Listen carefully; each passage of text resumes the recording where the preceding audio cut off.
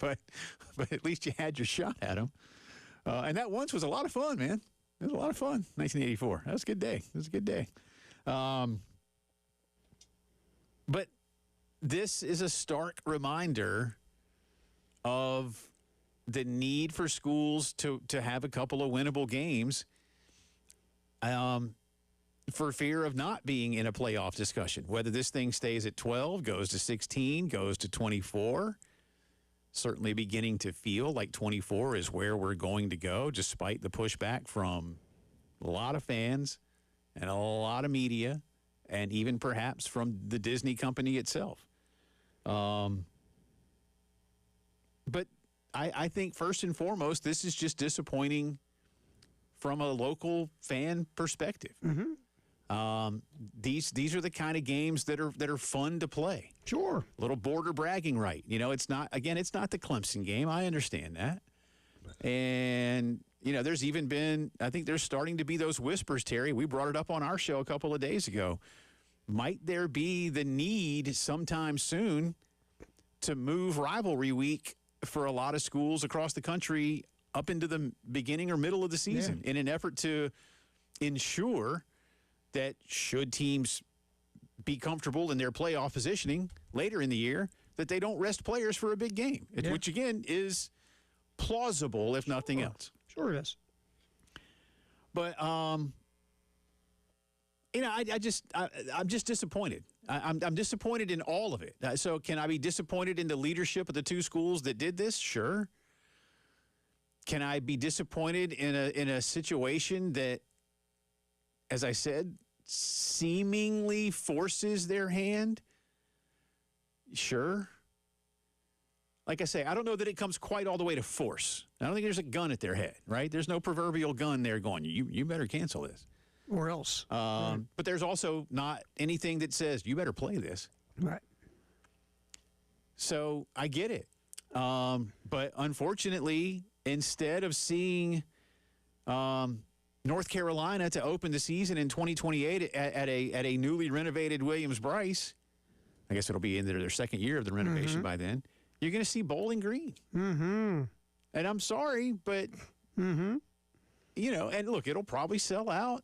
Sure it will. It's an opener. And it's still going to be 100 degrees on the first weekend of September, but no matter who you play.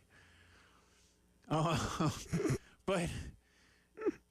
I mean, go around and survey 100 Gamecock fans, and I feel like at least 98 of them are going to tell you they'd rather play North Carolina instead of Bowling Green. Sorry, Bowling Green Falcons, not trying to dog you here, but Yeah. Look, and I don't, I don't know who the other one is that year. I haven't looked yet. Yeah, it is. I don't know if it'll be. I guess it'll probably be one of the in-state FCS teams. Yeah, I mean, look, man, I don't know. I'm with you, man. I don't like it. I hate seeing it. It's bad for the fans. It's bad for TV. It's bad for a lot of reasons. There's nothing against Bowling Green. It's just bad. And look, it's because of two things have happened here. A, the SEC expanding to 9, but the flip side is that the strength of schedule metric is not being looked at the way the SEC was hoped it would look at. Right. That's what we need. We need a system that rewards you for playing a better game. And by the way, they're going to play Wofford is the other game. For the 1 billionth time, the NFL has a tiebreaker criteria that's uniformed. Yeah. And it goes up and down this list of stuff. And part of it is the strength of schedule. We'll get into it. We'll talk more about this. But disappointing. But North Carolina, South Carolina canceling their home and home. Lots more to do. John Whittle coming up inside of 20 minutes. You're listening to the postgame show.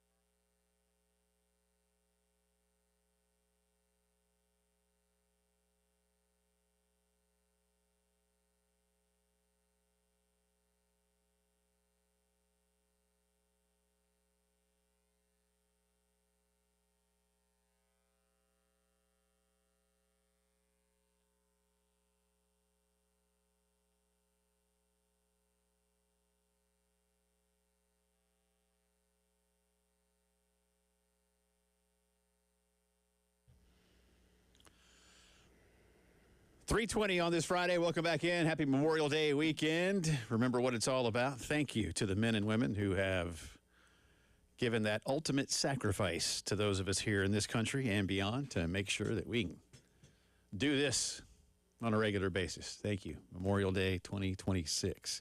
Again, breaking news, Gamecock football announcing today mutually with North Carolina football that they will not be playing one another in 2028 and 2029. So now South Carolina has canceled series with North Carolina State, Virginia Tech, and Miami over the next decade.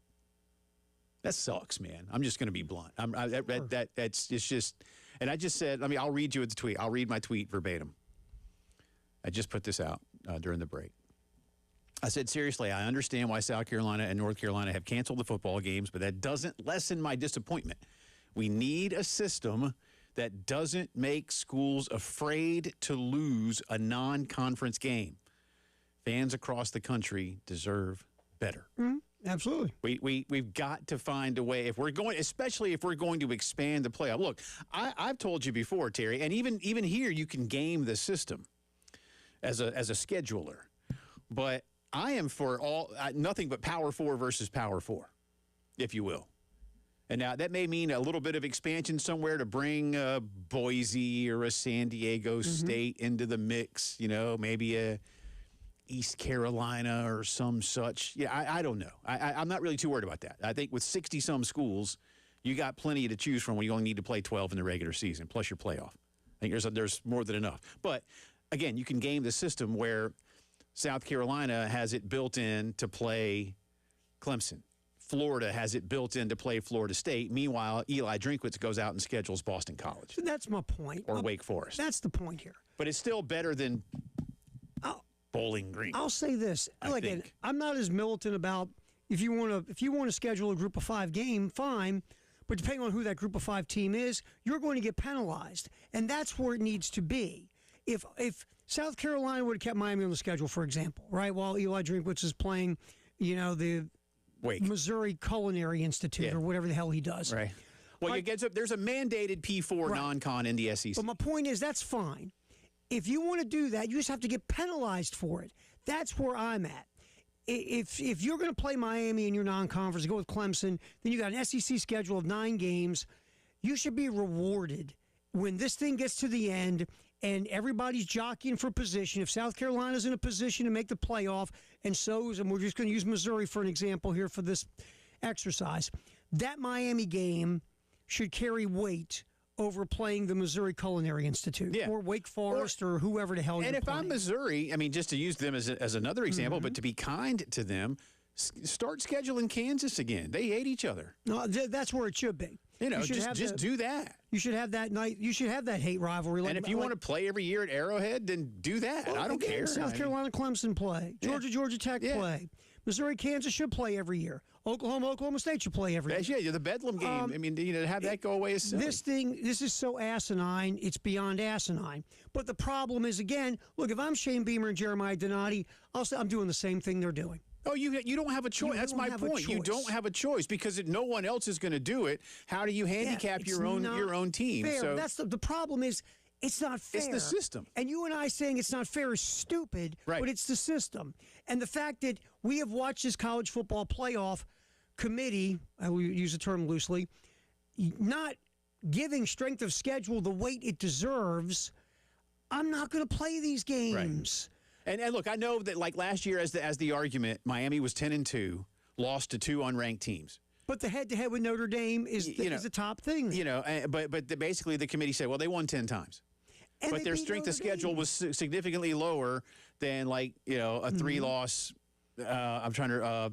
Who was it from the SEC that did? Not Mississippi. Not Vandy. No, because Vandy. Vandy was a 10-win team. Yeah, I'm trying. I can't remember. It wasn't Bama, but anyway, regardless, and I'm not trying to stick up just for the SEC because there were probably some other schools that also had 3 losses that probably had a tougher schedule. But and again, Miami.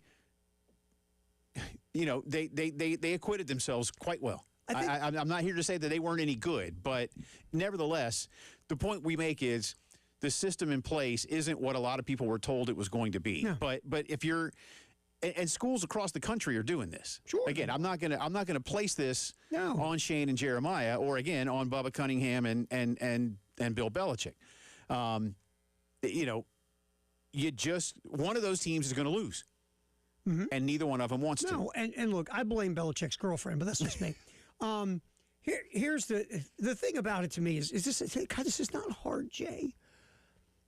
It's very simple, but they don't want to do this because then because one of the things that the college football people love is that we sit and talk about it. They don't care if we agree with them or disagree with them. They just want us to yip and yell and argue with each other. It's part of the fabric of the sport.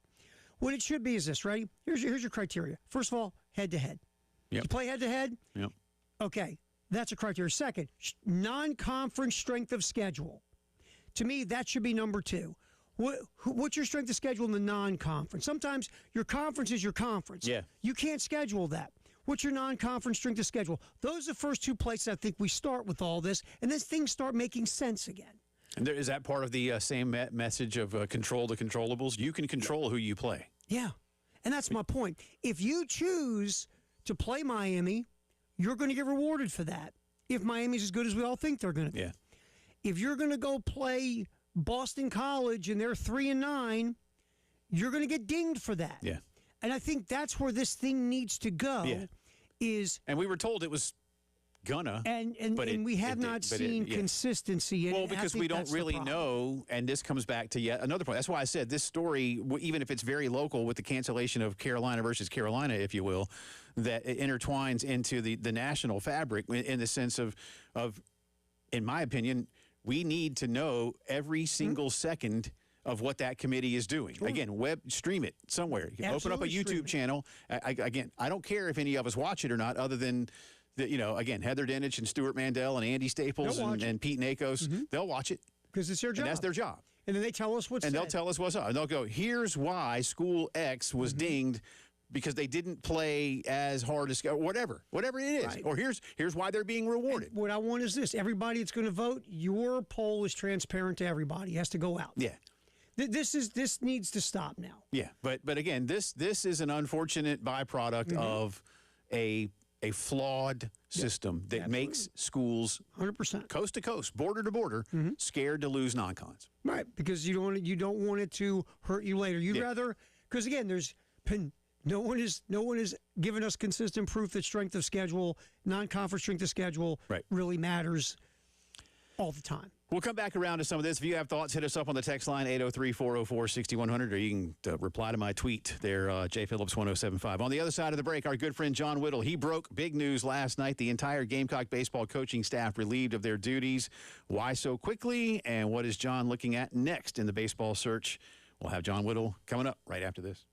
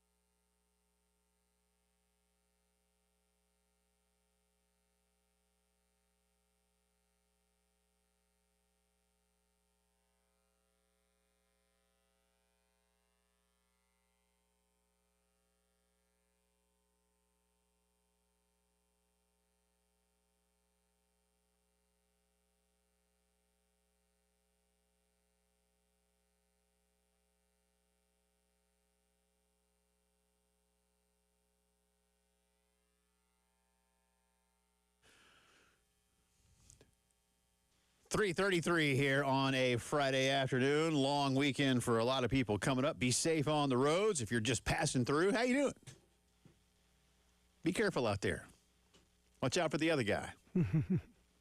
Or can you get more cliches? Come on, you can do it. I'll find a way. You can do it. I have pure confidence in you. We still got 2.5 hours to go for it. Don't you worry about me. Don't you worry about me.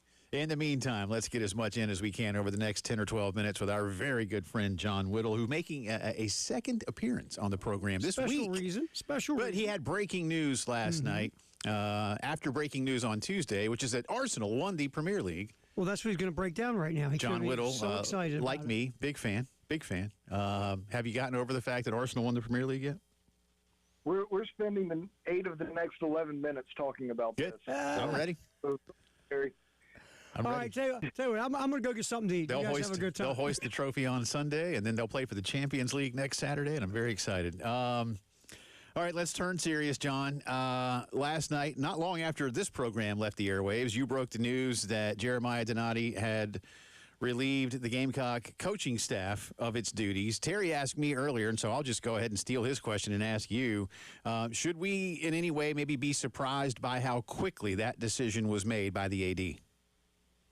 No, I don't think so. And there's a bunch of different ways to look at it. I mean, I just think that the conclusion was arrived at that, Monty Lee was not going to be the next head coach at South Carolina, and it's probably best to just not muddy the waters and clear the deck, so to speak, in terms of, what the program is going to be going forward. And, if he's there in the interim for a while, then that invites different conversations, and I just think that was the reason it was best to just go ahead and do what Jeremiah did yesterday. John, as we look at that, and I said this to Jay, it was a decisive move. It was not wishy-washy. There was no, let me go talk to him. No. This was a decisive move. Monty's not going to be the guy. Let's move forward. And we have seen some indecisiveness in the past. So this move of decisively, this is not the course. We're going to, I'll rip off Jason, rip the Band-Aid off of it. The Monty conversation is over. Now let's move forward to who we're going to go after. If you're a Gamecock fan, does that give you a good feel, John, that we saw such decisiveness by Jeremiah Donati in his first search? Yeah, and I'll add to it too. I think it kind of closes the door on him being retained by the next staff as well. So I think that sends a couple of different messages that you just want to go ahead and move forward and put what's been here lately kind of in the past. And that's no disrespect to Monty or the other guys. I think it's just gotten to the point where you just have to wipe the slate clean and move forward. And I do think it's a good move by Jeremiah to go ahead and be so decisive. And part of it too is to benefit the three guys who weren't retained. Like they now know exactly what the future holds for them, and they can go out and find another job. It gives them more time to seek other opportunities. I don't think there's anybody who really thought that Terry Rooney would be back next year in any capacity, but Monty doesn't have to wonder about what's next for him. He knows that it's going to be something besides here. Same with John Hendry. So, they can go ahead and they don't have to worry about trying to hold this team together or try to keep recruits from decommitting or try to do whatever, is going to happen between now and the next coaching staff. They can focus on themselves. So I think it was a good move by Jeremiah to go ahead and act so swiftly and decisively, both for the benefit of the program and in some ways the benefit of those coaches. John Whittle with us from Gamecock 247, breaking the news last night that Monty Lee, John Henry, Terry Rooney had been relieved of their duties with immediate effect. You had a stat in there about Terry Rooney that I kind of just want to bring up for a minute, if only to further illustrate how low this program has sunk, John. The school worst 6.41 ERA, worst in program history, and that a team where Terry Rooney has served as an on-field coach has made just one tournament trip in the last 12 full seasons. Again, I know we asked you a couple of weeks ago how it's gone from bad to worse, but I suppose looking at numbers like that gives us another example. Yeah, I mean it's a big part of the reason. I mean, there's no two ways about it. Like you can go through some of the offensive numbers and so forth and pin some of that on Monty for sure. And you know it's true. I mean there's right there in that as well. But you know he's been on teams that have gone to NCAA tournaments. He's been a part of teams that have been successful and won more games than they've lost. Terry Rooney has not. You know, he's been on teams that have done well. They've not gone to tournaments. They've gotten better once he's left. I mean, he has a sub-5 is a pitching coach. He's got a sub-500 record dating back to 2014 for his entire team, obviously, that he's coached on. So, you know, to me, you know, that was a big part of the issue here. John, I can recall interviewing Coach Maneri on this program a couple summers ago, the day he was hired. And I remember him saying to us, that it was Elijah Campbell and me that were interviewing him down at the stadium. And he said, Terry Rooney and I know what we're doing when it comes to getting this thing done. When we look back now, you know, should there have been any red flags about why that was such a bold and incorrect statement? Yeah, I mean, I think so personally. But you know, the thing about it is Terry helped Paul get to put together the team that, you know, brought him the title. So he's always going to have that effect for Terry and, you know, Terry Rooney, and I'm sure Terry Ford as well. But he's always going to have that affection for Terry Rooney, and I get that. But, you know, you look at his track record, you know, outside of, you know, a little bit of a run as head coach at UCF for a little bit. He did go to back-to-back NCAA tournaments in 12 and 13. He took over that program in 2009. But since then, I mean, from 2014 on, like it hasn't been good, and literally all four stops since he left UCF, after he left Alabama, after he left Houston, after he left Purdue. I mean, those programs immediately got much better. John, now as we move forward, and I know we still have 2 weeks out, and I know you guys are digging and looking and digging. Are we expecting a lot of radio silence because some of the candidates are still going to be in the postseason for a bit? Are we going to be kind of like sitting around twiddling our thumbs waiting for some tidbits, or do you think this thing could have any kind of movement that would surprise us? I won't say that there's nothing that's going to happen between now and, you know, the time regionals end. I would say I wouldn't hit refresh every hour on the Gamecock 247 message boards to see what's new. I mean, there are going to be some things here and there. I mean, the search firm is still doing their thing. You know, the internal search committee is still doing their thing. There are certain aspects of a coaching search that are still being accomplished that can be accomplished now. I don't know that you're going to see, like, you're at the point right now where you're putting together your baseline of things, right? You're figuring out who you think you like the most and kind of separating yourselves that way. When you start having conversations with the coach and going deeper with agents in terms of numbers and what it's going to take, that's when some movement can kind of start happening. And, you know, those conversations haven't really come about yet. And the numbers aren't really finalized just yet. Folks have a good idea on everything, but those can also be negotiated a little bit too, right? So there's a lot of give and take. A lot of that give and take is going to start to happen here, you know, probably a little more than a week from now, or a week from now. If you're reading something from somebody every day that just has guys rising and falling, and, you know, just if the people you're reading makes things look like the stock market right now, just up and down all over the place, then you're not reading somebody that has a whole lot of good information. They're just throwing a lot of stuff out there. It's not going to be like that over the next week or so. There's going to be some little tidbits of information here and there, but it's going to be a little bit longer before we start seeing some rising and some falling. On that note, John, last thing for you. I got just over a minute here. In your opinion, what's the gap between the top two candidates, whether it's Schnall first, Fitzgerald second, or flip them?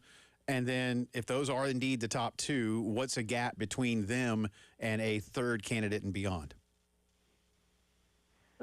To me, I think you can maybe put Ramsey in that category close to where they are, but I think those were probably the top three guys that we know about right now. I mean, I think Schnall is probably separate from most of the guys as we sit here today on May 22nd. But like I said, there's still conversations and plenty of jockeying that still is going to happen.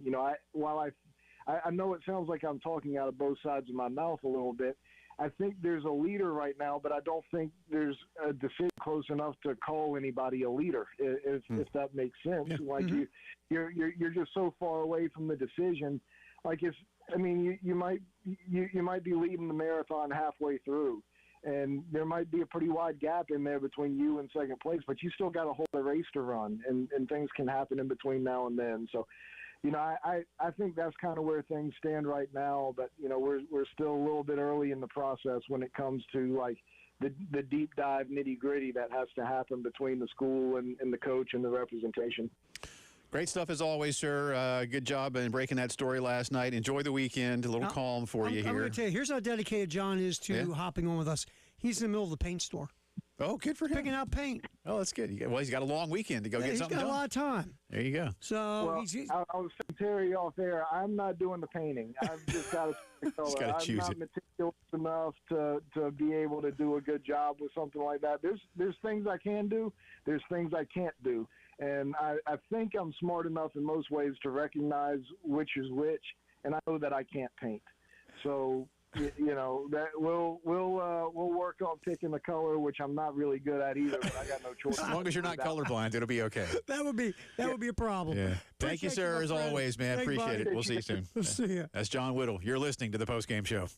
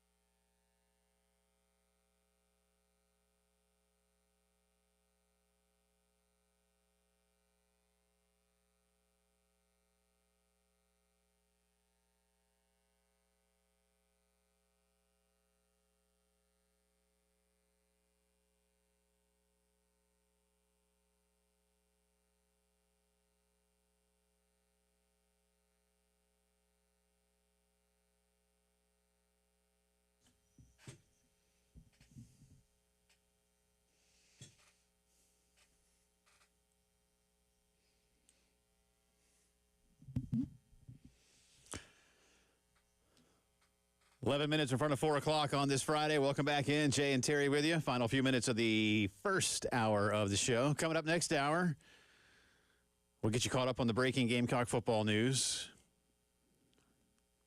Kind of bummed. Scheduling news, not like nobody got hurt or fired. Just scheduling news that's bumming me out, and I don't think I'm alone. I would be curious. Should I do a flash poll? I mean, do people... Sure, a flash poll, babe. All right. Go for it. Okay. And then Terry has a look. I mean, I'll be here too. But You stay. yeah, I'll hang around. Terry has a look at Dan Fitzgerald through the eyes of Jeff Passan of ESPN, who did a really deep dive. Excellent. And you got the top MLB reporter at the Four Letter doing a feature on a college coach. That doesn't happen. No. So I can't remember seeing Buster Olney or Jason Stark or any of those cats going off and doing stories on college baseball coaches. Yeah. Olney would have at least been nice about it. Stark would have probably been like, college baseball. Screw you. You know who I am? I'm Jason Stark. I mean, maybe you don't know who I am. Yeah. Passan's an animal. I love him. I love No, he's Passan. great. He's fun. And he looks 12 and he's got a kid in college. Yeah. Well, and he's got the hair, you know. Yeah, I'm very jealous. Yeah. No, that's a do. He's got it. He's got it going something, on. Man. He knows his stuff. We'll get into because it gives you just a little bit more of an insight on Dan Fitzgerald of Kansas. Because you and I went over the numbers the other day of Kansas in the Big 12, their team stats, just kind of get a because we're talking about this guy, but it's time to find out about this guy. Yeah. If he's going to be one of the last two or right in the mix with the last three or whatever it is, look, we know about our guy at Coastal. Yes. We know about Schnall. We don't know much about Fitzgerald. Right. I mean, there's people at Kansas right now at the university don't know who he is. Is that guy work in the cafeteria? Bill Self sees him in the hallway, and he's like, "Hey, buddy, you the intern?" Yeah, it's like, "Hey, man, can you do me a favor? We got a coffee run we need. Can you do it for us? Thanks." So just and Jeff Passan did a great deep dive on how it's very good. Dan Fitzgerald has turned Kansas into a real baseball program in 3 years. If you'd like to, bone up on that real quick, you can go to ESPN.com. It's in the college sports subsection. Yeah, it's very interesting. But you can find it. You can find it. It's there. Nice. And also next hour, without saying anything else, and don't say anything. Okay. A Saturday Night Live skit from the days of yore is coming to life for reals. We got to enjoy that. And we will discuss. We'll laugh. We'll laugh and giggle. We'll discuss. We will In the laugh and meantime, giggle. you're going to open the vault. Yes, we are. I've never seen one this old before, so I've got to share it. How old are you? 1877. What? David Dare's freshman year of high school. Baden, ridden by C. Holloway, catches Leonard, I guess that's a horse and not a human, just before turning into the stretch and wins the Kentucky Derby by 2 lengths. The Kentucky Derby, 1877. Baden.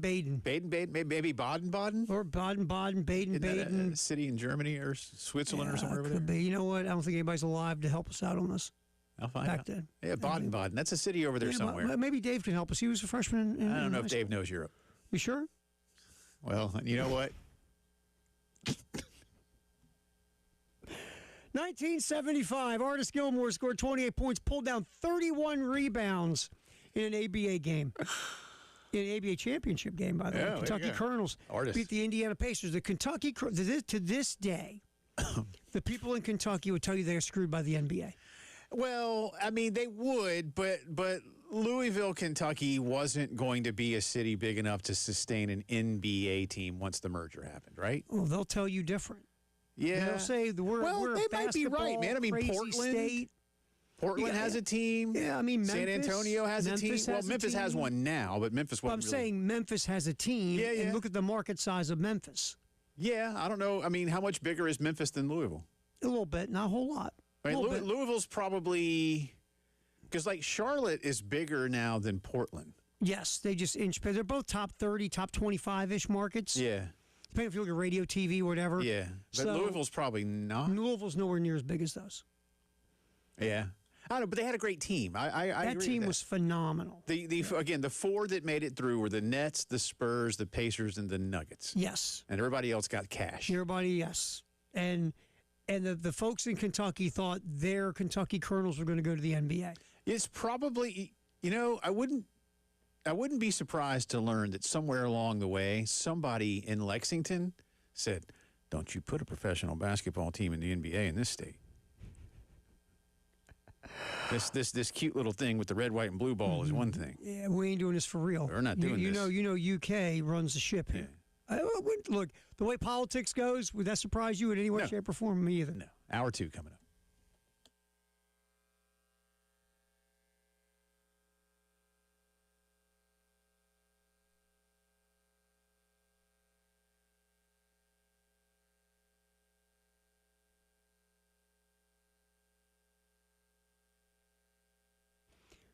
All right, the Men's Clinic, they are here to help you feel like you again, the younger version of you.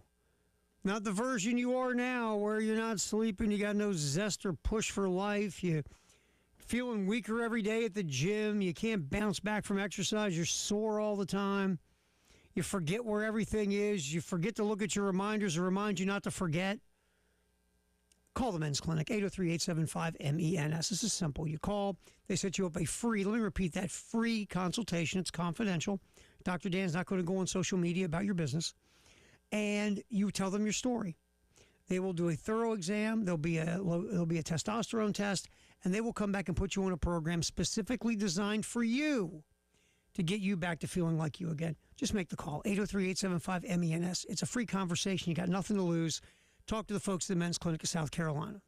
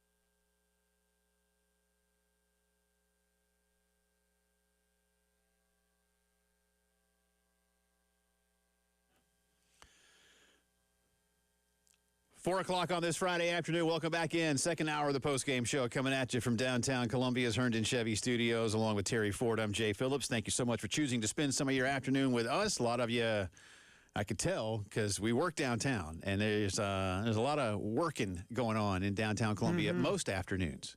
A little quieter today. A little bit, isn't it? Friday of a holiday weekend, and this town knows how to empty. You know what? You can always tell the parking building here Yeah. Oh, when there's like no cars. They're gone, man. Everybody took off after lunch today. But if you're traveling, be careful, and hope you're not going too far because it's going to cost you. Yes, it is. You got you're traveling. Oh yeah. Yeah, you're traveling. I can siphon gas out of people's cars. Oh, that's good. That's smart. I save money. But you've been doing that your whole life. No, absolutely. Yeah, that's the right way to do it. Not because of gas prices, because how I roll. Sure.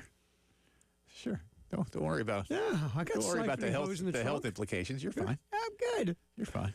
I'm good. That's Terry's weight loss regimen. That's right. I say so thin. No Ozempic here. No. Just a little sip of gasoline. That's right, baby. It's all good. I got a 12-pound Boston butt that will be going on early in the morning. Look at you. I'll put the dry rub on tonight. And you put that thing in, like, do you cook it like all night and it goes, stuff? Or you sit it? Yeah, it goes about, it'll take 10-ish hours. To do it right. Yep. Yeah, but it'll sit overnight, and you let that dry rub turn into a crust and a bark. And try not to get it above, it might push up to 250 every once in a while. You know, try to keep it around 225. My dad loved to make ham, and I think he cooked his ham for 73 hours on low. Yeah. You know what I mean? He was like, boy, that's how it gets all good. Well, it is, because otherwise it dries out and it's gross. Right. So, yeah, he would cook that thing for hours, man. But you didn't have to cut it. Yeah. Thing was phenomenal. And I have a tip that I sometimes share, but I usually don't share it publicly on how to make it extra juicy. Oh, nice. And it's not an injection, so don't anybody think, oh yeah, you just put an injection in. And it's not dry, and it's not wet brine either. But there is a way. There is a way. Well, I will say this real quick. We've already gotten ourselves in the Memorial Day eating spirit, because on the halftime show they did that little wiener race thing they do at Indy, and they all picked wiener cars or wherever the hell that thing is. Yeah.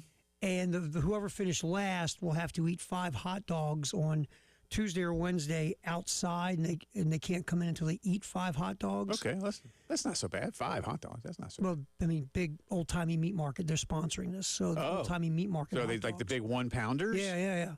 5. Guess who lost? Adair. Oh, okay. He'll be okay. Sure he will. This is right up his alley. The old Dave. Yeah, you keep saying that, but the new Dave doesn't eat like that anymore. I'm not so sure. The new Dave, unless he's hiding around the corner, sucking down honey buns and we ain't looking. Yeah. All right. Well, that's good. That's good. Yeah. Now, you know what? I'm going to be now. Because if anybody that does these, and a lot of you probably do this, so I'm not going to sit here and be too coy. Here's my. It's not even really a secret. You going to tell it? Yeah, this is what I do. I've told you before. Should we put it like in a special podcast behind a paywall? No, it's okay. I just said this is free. This is free for anybody that likes to do these kind of things. I love how you just said that. I'm gonna give it to you for free. Yeah, this is free. So seriously, I will. It'll sit there for. It depends. I mean, I've got a meat thermometer, so I know when it's done. You got to get it up to about 200 degrees. So whenever it hits there, that's when you pull it off. So however long that takes, and it depends on the size of the cut. And again, this one's about 12 pounds. So it'll take a little bit longer. Take it out. Let it sit for a few minutes. Bring it back inside. Let it sit for a few minutes. And then, and I say a few minutes, probably a half hour. Like triple wrap it in foil. Okay? Okay. Then get a cooler, and don't get a big giant cooler. Get a cooler that's just big enough to hold it. Okay. Put like 2 towels in the bottom of the cooler. Okay. Then put your triple wrapped, then fully cooked, smoked Boston butt in the cooler. Okay. Then get like 2 or 3 more towels that'll fit over the top. Okay. Close that sucker up, and then let it sit for. I like to let it sit overnight, and the next morning, it'll still be hot. And when I say that it just comes right apart, basically, you can almost look at it. And then the bone will fall apart, and you get that big bone out of there, and then you just start shredding. and then you're in heaven. Or you just inject.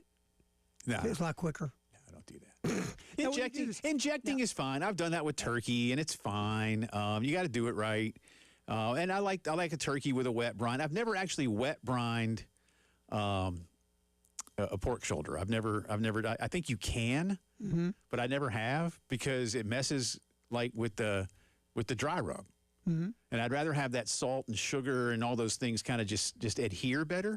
So I've never actually, maybe I'll try that one day and do both. There you go. I don't know. See what you like. Yeah. Why not, man? I mean, Live a maybe, little, get but I crazy. can't do that tonight because it's too late now. I've got it. I mean, I don't have time to brine it now. But anyway, That'll be. that's what I'll be You know doing. what that'll be for? 4th of July. Okay. Get nutty on the 4th of July. All right. I might do that. Well, I'll be at the beach, so I can't take the smoker down there. All right, then get nutty Labor Day. All right. Weekend. There you go. I'll do that. I'm here to help. There you go. Thank you. I appreciate that. That's what I'm here for. I'm gonna go help. But I John pick out got to go paint. get everything else, man. Maybe some corn, There you go. something. I don't know yet. We'll see. But anyway, whatever you're going to cook this weekend, have fun. How about it? And again, if you're traveling, be safe. Have fun. We have breaking Gamecock football news. Told you I'd get to this again, top of the hour. It is it's disappointing news from a scheduling standpoint. But if you haven't yet heard, South Carolina and North Carolina today announced mutually that they have canceled the home and home scheduled for 28 and 29. 28 in Columbia, 29 in Chapel Hill.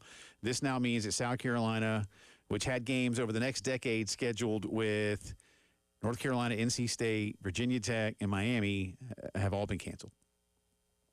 All been canceled.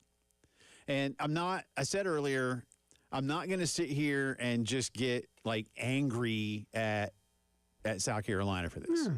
I know why South Carolina is doing it. And in fact, I think we've spoken on these airwaves with Coach Beamer about this, at least in more broad terms, not about the specifics.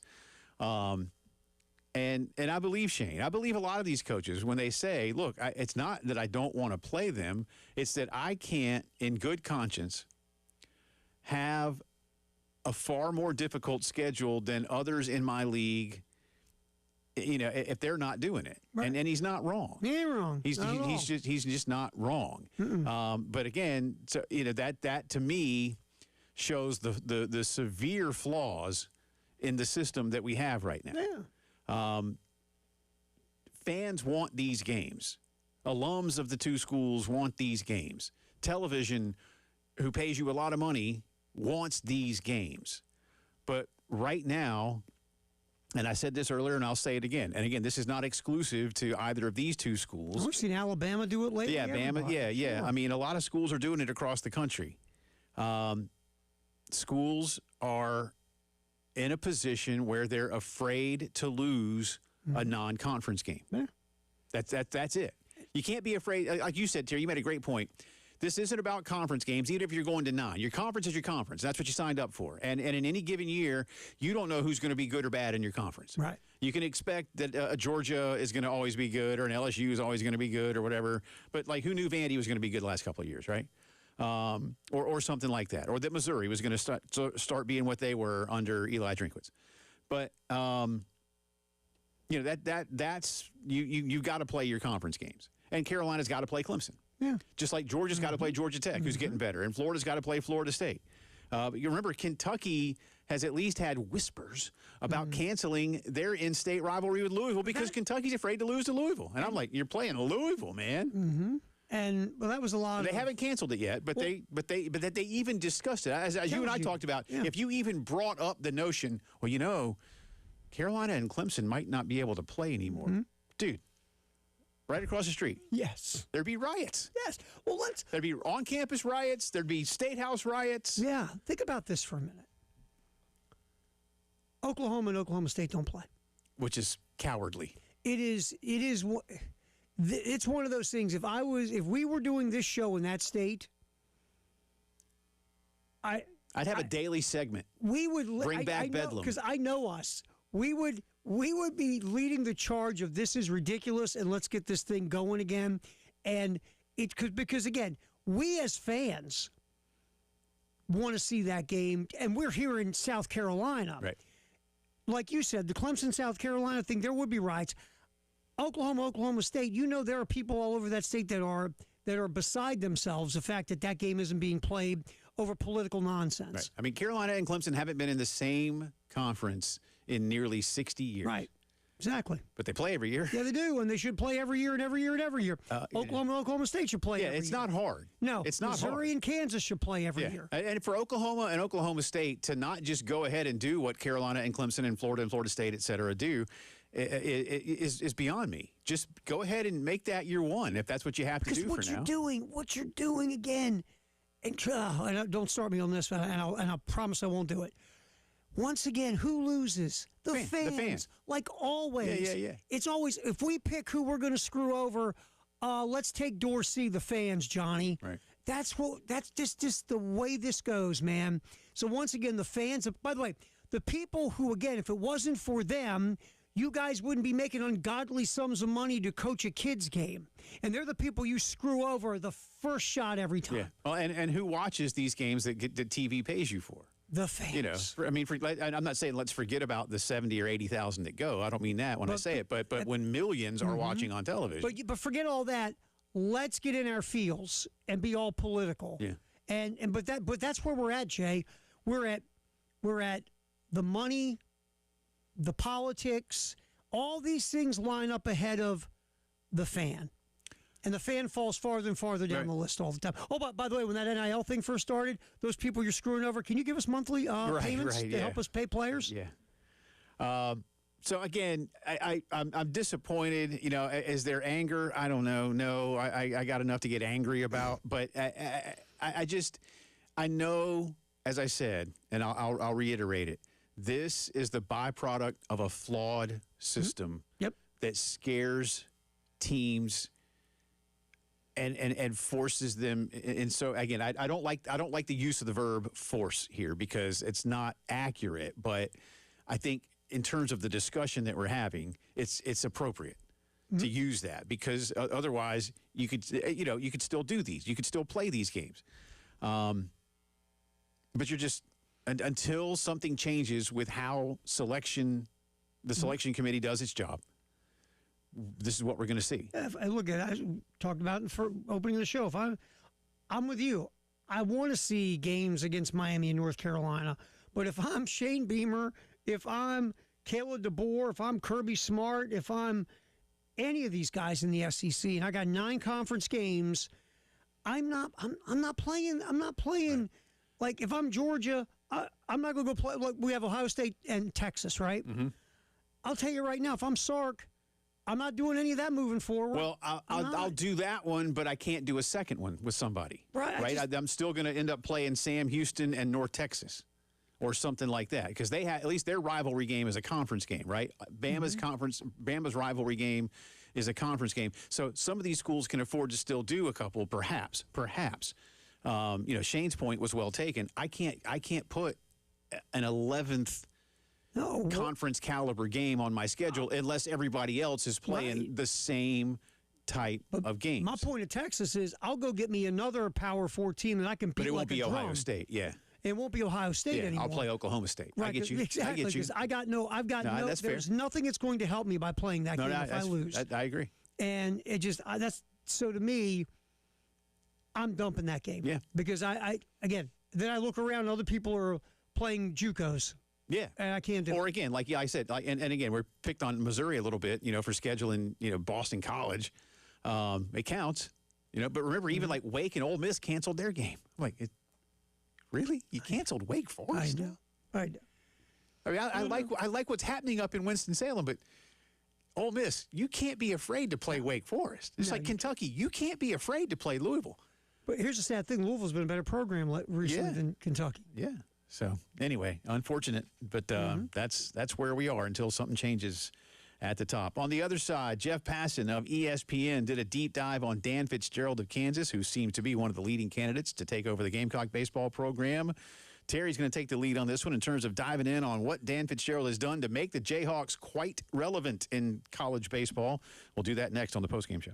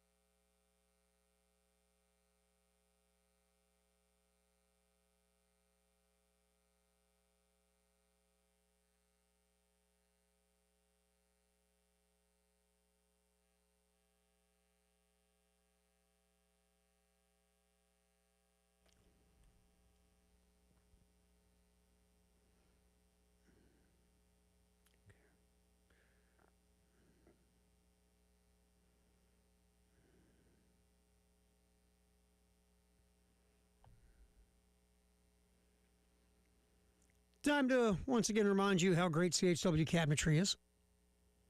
You need cabinetry done, inside, outside, custom, semi-custom woodwork and cabinetry, all areas of your house, your workplace. You can invite CHW Cabinetry to maybe do something for you at your office. You own a business, maybe you need some cabinetry done there. CHW Cabinetry will show up at your business as well. And the same great quality customer service applies to your workplace. You'll get photorealistic renderings, a transparent, beginning to end offer to you. You will see everything, nothing hidden. Talk about the budget, what you can spend. That'll happen for you as well. All of that at CHW Cabinetry. Just give them a call. 803-520-6837. Again, 803-520-6837. CHW Cabinetry, 2-Notch in Lexington.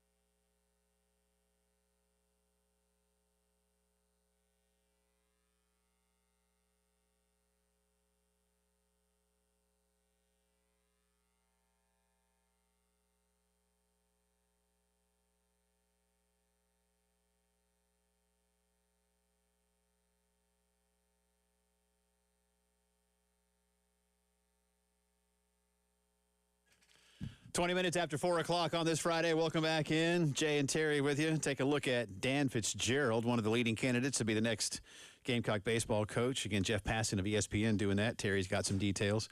I've read it, too. It's a really good piece, so I'll be here to support Terry, but I'm not taking the segment off. Thank you very much. I appreciate your support. Well, I do what I can. And coming up after that, so I want you to stay tuned. Again, a Saturday Night Live bit from back in the day has come to life. Yes. And we're going to do a little bit of both. Absolutely. So that's coming up shortly. Yes. And Yes, it is. I'm already excited because I've already laughed about it twice today, like out loud.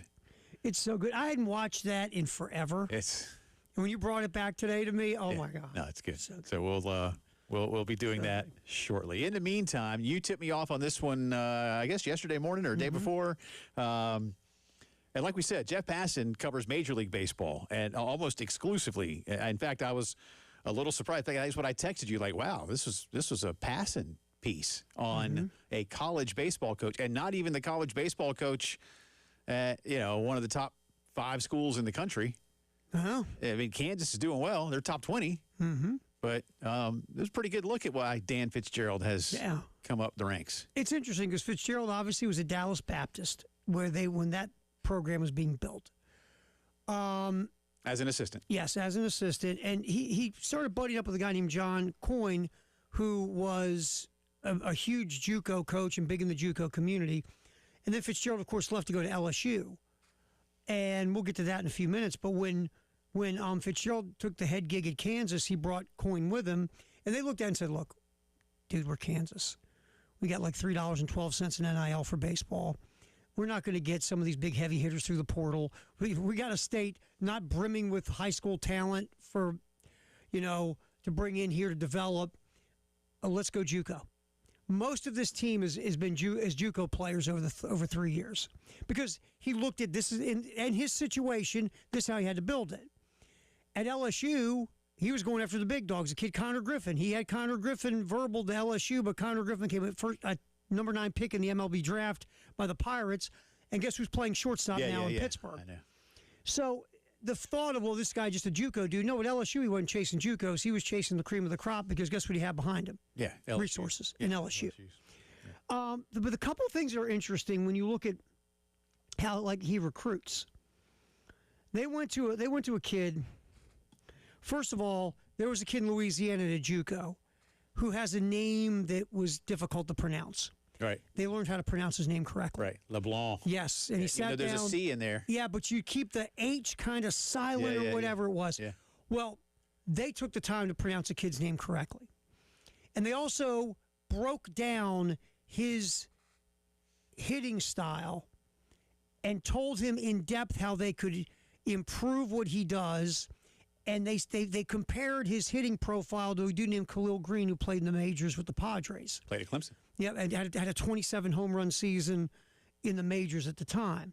They went to another kid, and they broke down his batting profile. Said, look, you need a leg kick. You got to adjust where your swing launch is and all these other things. And both these kids are going to get drafted. By the way, we're talking about. So basically, they show up in recruiting these kids. They deep dive into them before they even sit down with the recruiting pitch. And they tell them, you come here, here's how we're going to make you better. Here's our plan. You tell me that doesn't stand out? Right. If I'm a recruit and I'm sitting there and you're laying this out to me and telling me how you're going to make me better and what's going to happen for me, I'm going, oh, really? and so, like the kid about the leg kick Bollinger, this year, playing in the Big 12, 353 batting average, 490 on base, 670 slugging, 16 home runs. He will be drafted within the first 5 rounds of the MLB draft, most likely. This kid, and he was right. He said, this is a great line. He was unrecruited out of a Vegas high school, went to JUCO, and Ballinger enrolled in the College of Southern Nevada, one of these JUCOs. He said because it was that or go to trade school.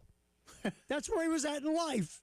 So he goes to JUCO. These guys see something in him. They found him. Looked at his tape, said, you know what? If we tweak a couple things, we think this kid could hit at a high level in a Power 4 league that actually gives a bleep about baseball. This is what they do. This is how they look at they use all the videos and the analytics and all those things, and they come in prepared with a plan. They know Kansas isn't going to beat LSU just by trying to go mano a mano, right? First of all, these guys recognize who they can get within the resources they have. Right. And then they say, okay, here's where we got to go. Let's look at the pool, and let's break these guys down. Do we see enough in these players where if we tweak some things, can we make these guys Big 12 worthy, and can we win with them? It's really impressive, man, what they do. I mean, again, this is the type of stuff where you go, oh, I get it. And again, and he learned a lot of Dallas Baptist, obviously, from the beginnings there. He was also a guy who coached JUCO. He's kind of he bounced around a little bit to get to where he's at Kansas. He's really impressive, man. I agree, and something that we talked about with David Clonagard when he put his hot board up a couple of days ago was hearkening back to how much Ray Tanner relied on JUCO players, and there was always a solid mix of those guys on the Gamecock roster. I mean, you've got to always at this level, you've got to always build the foundation with the high school kids. And then supplement accordingly. But you'll supplement with 3, 4, 5 a year. It depends on what you need and who's available and those kind of things, right? But Carolina, you needed Christian Walker, who came here out of high school, right? And Jackie Bradley, but you also needed Adrian Morales. I want to tell you about one of the other JUCO kid whose name they got rid of. LeBlanc. Right. LeBlanc. You ready for this? He went to the JUCO in Louisiana, and the example of what JUCO kids go through. His team did not have an athletic trainer his freshman year, so the players did their own cupping therapy and electrical nerve stimulation. They were their own doctors. They were doing that stuff to themselves. I'm not sure that's the best thing that could be done. Ready? When you start with electrical stimulation, some guy goes, "Hey, dude, you just want to try it?" Watch this.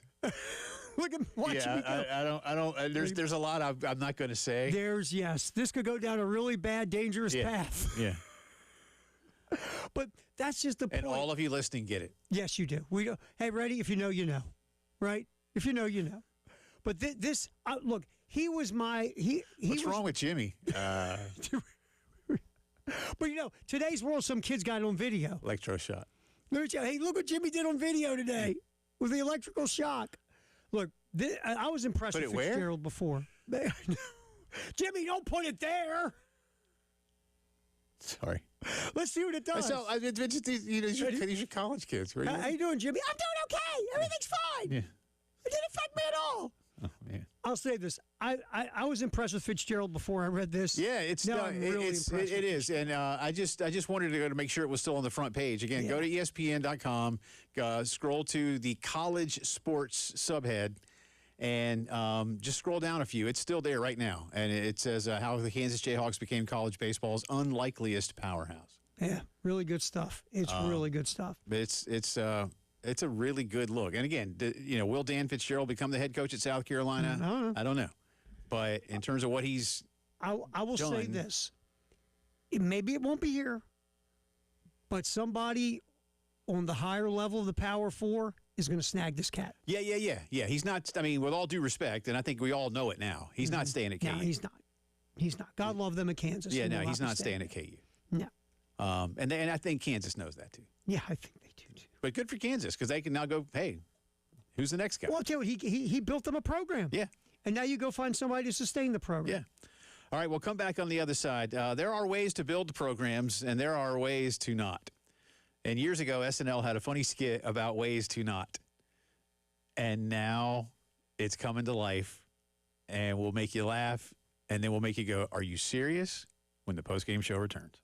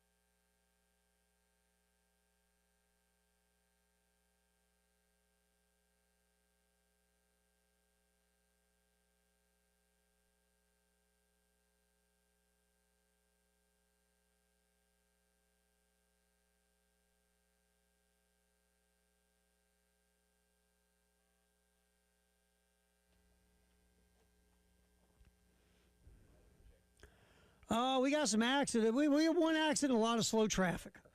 One accident, Fairfield Road, north of I-20. Then a lot of slow traffic. I-20 between Bush River Road and Monticello Road. That's eastbound. Westbound, I-20 between Wilson Boulevard and Bush River Road. I-26 eastbound between Broad River Road and I-20. Exit 107B where you break off to Florence and Augusta and everything. I-26 westbound between I-126 between exit 108A and St. Andrews Road, exit 106. Basically, 20 and 26 stink at this point. A classic SNL skit leads us into a weird story next on the postgame show.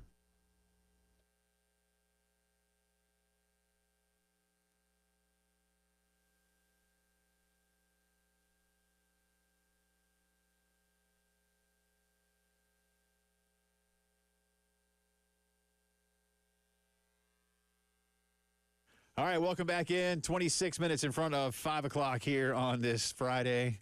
Already laughing again. I want to get to as much of this as we can in the next 10 minutes or so. So I'm just going to set this up first. Before we get into the actual real news of this, again, if you're of a certain age, like Saturday Night Live has always been one of my favorite shows, and now that I'm my age, I realize that I've basically been watching Saturday Night Live through almost its entire run. This is from 1988. This is classic. This is one of the best ones ever. Again, it's Saturday Night Live, so just listen, even though you can't see it.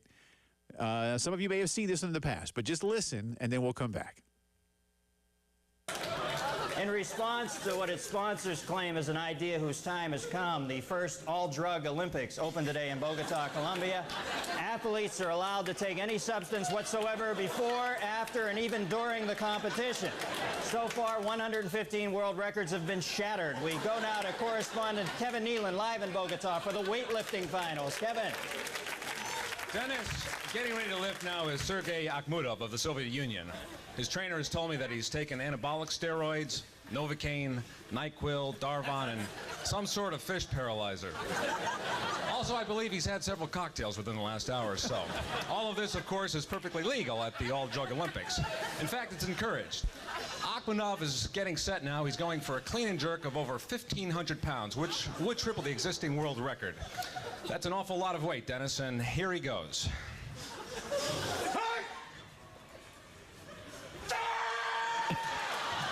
Oh, he's pulled his arms off. He's pulled his arms off. That's got to be disappointing to the big Russian. You know, you hate to see something like this happen, Dennis.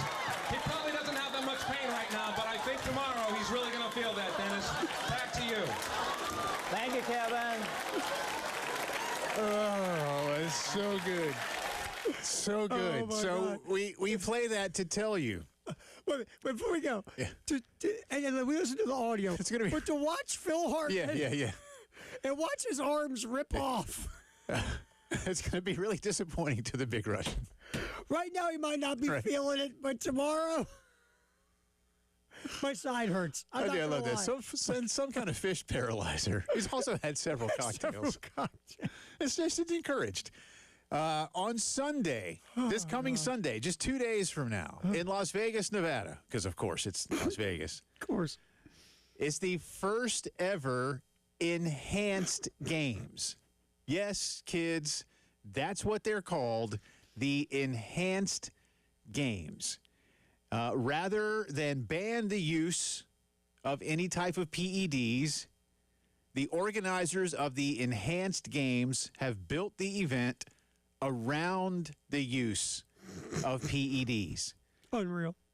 Now, there are 42 athletes. They're global. There's some Americans in this. There's 3 events, but there's swimming, there's some track, and there's weightlifting, which is why we had to do the weightlifting. Oh, absolutely. Now, do you think if the weightlifters had fish paralyzer? Oh, and some cocktails. Yeah, Novocaine, anabolic steroids. The athletes do not. Here's what I love, Terry. They're not required to take PEDs. No. But they could elect to do so, according to this from NBC News, as part of a 12-week trial supervised by the games in Abu Dhabi, where many of the athletes trained. Athletes who elected to compete on PEDs received a custom drug regimen. Think about that for a minute. A custom. If you would like to drug compete, regimen. it's like you get a hotel suite, the use of a luxury car. No, you get a custom drug regimen crafted by the game's medical staff. And you could pick from drugs across 5 approved categories. Why won't somebody go ahead and cheat? Including testosterone, anabolic agents, peptides, growth factors, metabolic modulators, and stimulants. The most popular category was testosterone or testosterone esters, of which 91% of the enhancing athletes decided to use. HGH, 79%. And of the 42 athletes competing, 36 took part in the trial. So just 6 athletes will do this unenhanced. Why would you do that on enhanced? Well, and here's the thing. If you break world records, they're not going to count first, so don't anybody worry about that. No. But if you do break world records, there's monetary incentives. I mean, somebody's going to break one, right? Sure. Somebody's going to break a world Sure. record. I mean, No. Absolutely. While they grow an arm out of their back. Here's what I like. The games support, quote, safe, responsible, and clinically supervised use of performance enhancements, not the indiscriminate use of restricted substances. You know what? You know who did the same thing? East Germany. Yeah. The Russians. Remember that 70? I remember seeing a 30 for 30 or some doc on the 72 East German women's swimming team. Oh, there were like 3 straight Olympic swim teams. How are you? Yeah, man. How are you doing? Yeah. It's like, they had more body hair than Chewbacca. It was insane. As you might imagine, both the IOC, the International Olympic Committee, and the World Anti-Doping Agency have come out strongly against this, saying it is, quote, a betrayal of everything we stand for and utterly irresponsible and immoral. NBC tried to get in touch with some of the organizers. They didn't really want to talk beyond some of their just They didn't want to pimp this thing up? Well, they want to pimp it up. They just don't want to talk to news outlets. No, so they're pimping it up through non-news outlet type of promotion and marketing. And, one guy is saying, like, hey, I'm doing this for the money. Okay. I mean, you're not going to get any glory, but if you need the money, you need the money. In 20 years when you go to the bathroom and your liver falls out? Okay. Yeah. All right. But anyway, so there you go. I don't know who's interested. I shan't. Who's going to broadcast this? It doesn't say on here who's broadcasting it. Let me How about the CW? Hell, they did the Live Tour. Why not? I know, right? Right after the Live Tour, it's the Enhanced Olympics. Let's see. I don't see in this. I'm looking at an article from NBC News. I do not see a televisor. So this is you might have to. And I'm not kidding. It's probably going to be on like YouTube or something. No, I was which is say, fine. YouTube channel. Half of what I watch is on YouTube these days. Sure. They got to have a YouTube channel. Yeah, it'll probably be on YouTube. Yeah. And if not, they'll have the highlights on YouTube. No, sure. I just hope that Sergey doesn't pull his arms off. I'm telling you, if we get another arm pulling off thing, oh my God. Tell you what. I mean, but I did. Every time I think of fish paralyzed. Well, because you and I used to do this with Haney, and I've done it with you. I probably did it with Elijah. Every once in a while, out of nowhere, I will, if we're talking about like a PED story or something, I will say, and some people know what it is, and some don't. I'll be like, oh my God, he's pulled his arms off. I still do that. I was in high school when that came out. I know, we were young when that thing came out. That's like one of the early great Phil Hartman bits. Phenomenal bit. It's a phenomenal bit. It's got to be disappointing to the big Russian. And then they come over, and it's like, I just love the deadpan of that, right? His arms are stuck to the weights on the bar. He's bleeding profusely from his shoulders. And they put a towel around him and help him walk off. And he's had several cocktails. Yes. Well, you should not mix fish paralyzer with cocktails. But it was 1988, y'all. And here we are now. And here we are now with this actually happening. So it's insane. Again, if you're interested, Have fun. And if you're interested, look up the skit on Saturday Night Live. Is phenomenal. Yeah, just punch in All Drug Olympics SNL. It'll pop right up. So good. Good stuff. So good stuff. All right, we'll come back with an unenhanced Jay or Nay on the postgame show. Free fish paralyzer to caller number 4. Postgame show here on the game.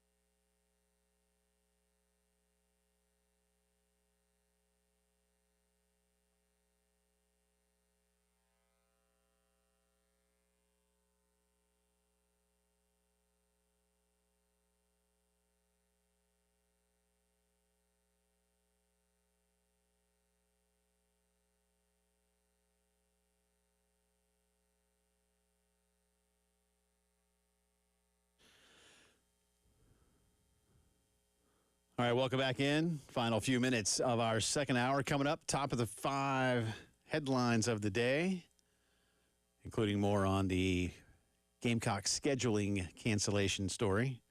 If you missed that one, we'll get that to you. Gamecock Notebook next hour. Revisit a few minutes with John Whittle and a drive around the SEC. All still to come. All right, Terry has had his fish paralyzer. Feeling so good. Cocktails. And a few cocktails. That's right. What is it? Darvocet, Percocet. So good.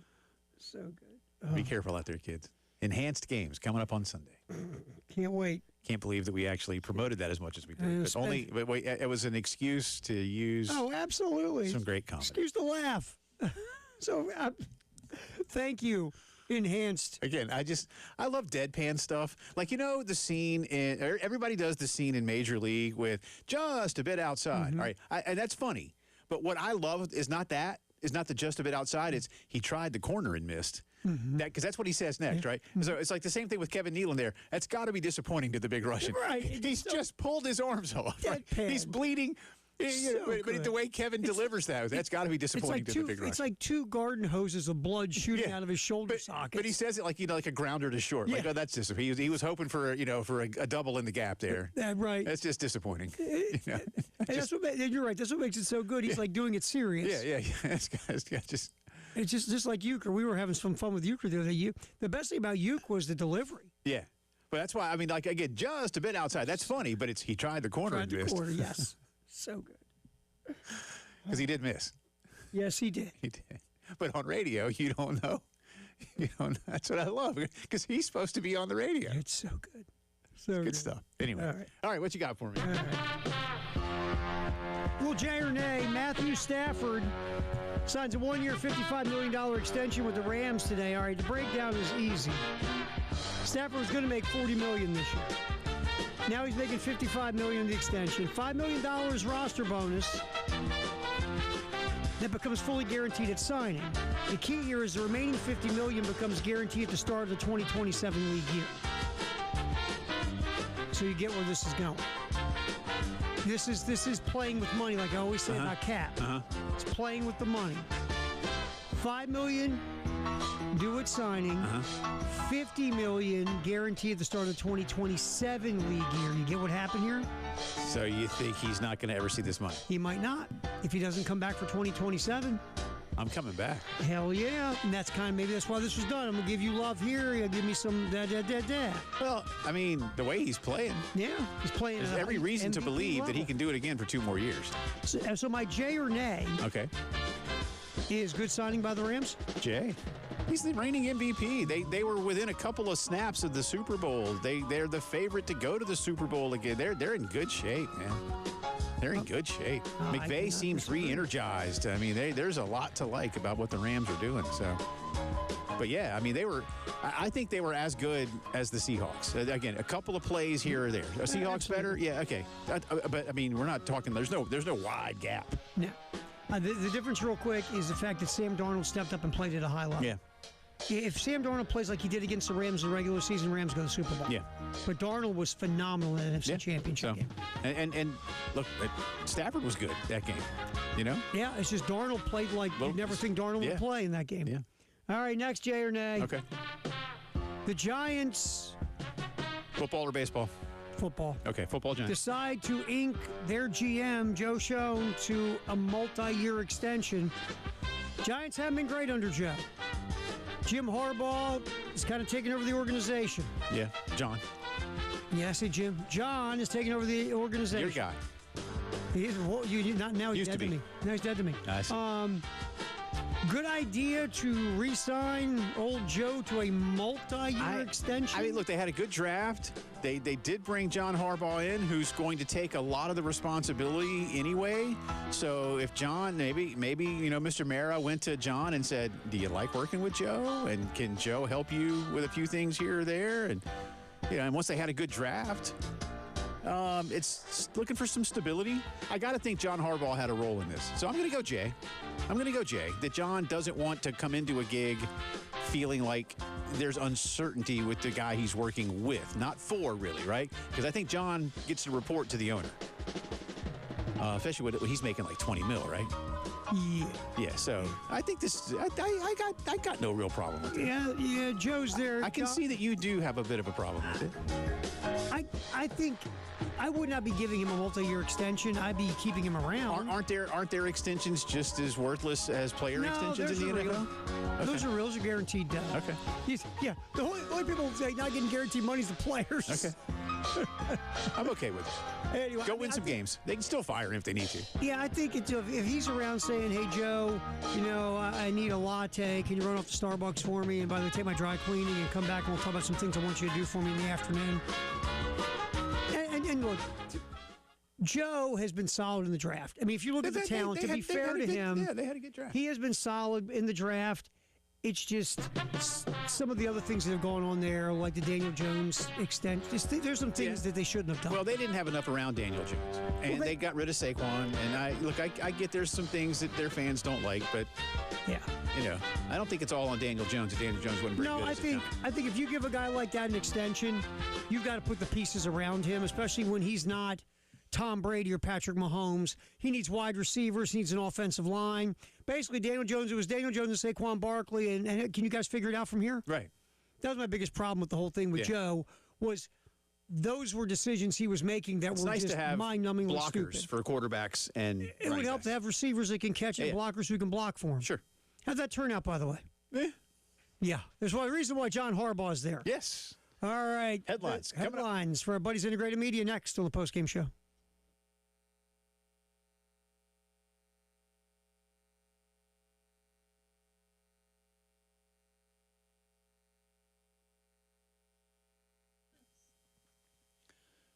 And speaking of integrated media, what a great time to tell you about them right now. How you watching what you watch? Have you been thinking about a home theater system for a while? Have you been to a buddy's house or your brother-in-law's house or even to a sports bar of late and said, I kind of like this. I'd like a setup like that. What do I need to do? I don't want to install all of that. Can I just go to a big box store and buy a TV and a couple of speakers and let that be that? Well, you could, but you're not going to be as happy. When you call Integrated Media, they come to you. Dave will likely come by, or one of the other great staffers, walk around the house with you, talk about the setup, talk about your budget, and then design a system that is just right for what you and your family are looking for. One room, whole house. Maybe you want an outdoor system with equipment meant to be outside, even in our weather and climate, all year long. Do yourself a favor. Call 803-948-8327. And get the home theater of your dreams. Do what I've done and many of your friends and neighbors. Work with Integrated Media.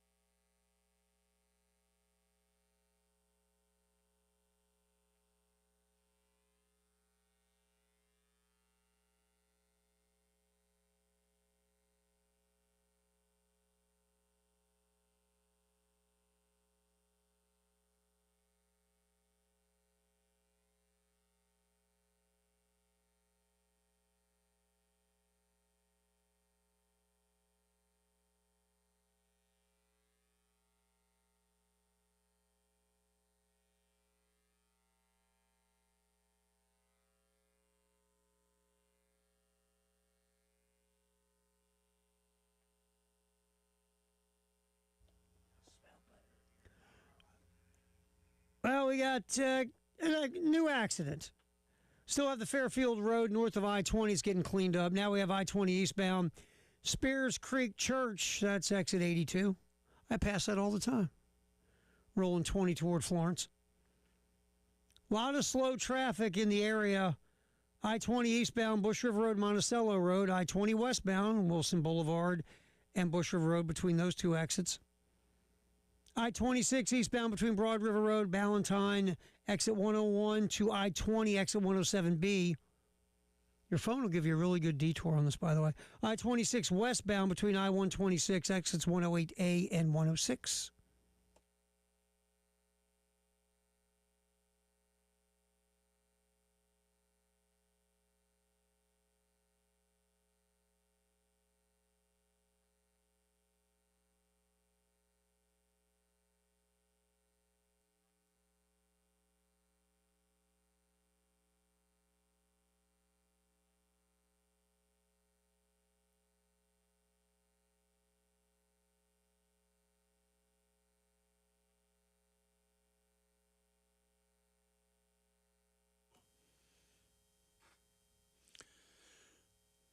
It is 5 o'clock news time on this Friday. Welcome back in. It's also the final hour of the postgame show alongside Terry Ford. I'm Jay Phillips. If you're traveling, Terry had just some of that traffic. Be safe out there on this Memorial Day holiday weekend. And again, remember the ultimate sacrifice that so many have given to make sure that we can live in the greatest country on planet Earth.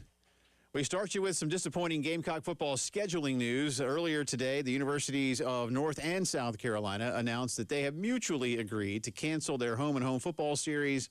Those games were scheduled for 28 and 29, with the 28 game here in Columbia, the 29 game in Chapel Hill, with both schools moving to 9-game conference schedules. This is simply the latest cancellation in college football. And it's unfortunate, in my personal opinion. I'll editorialize while I read you the news.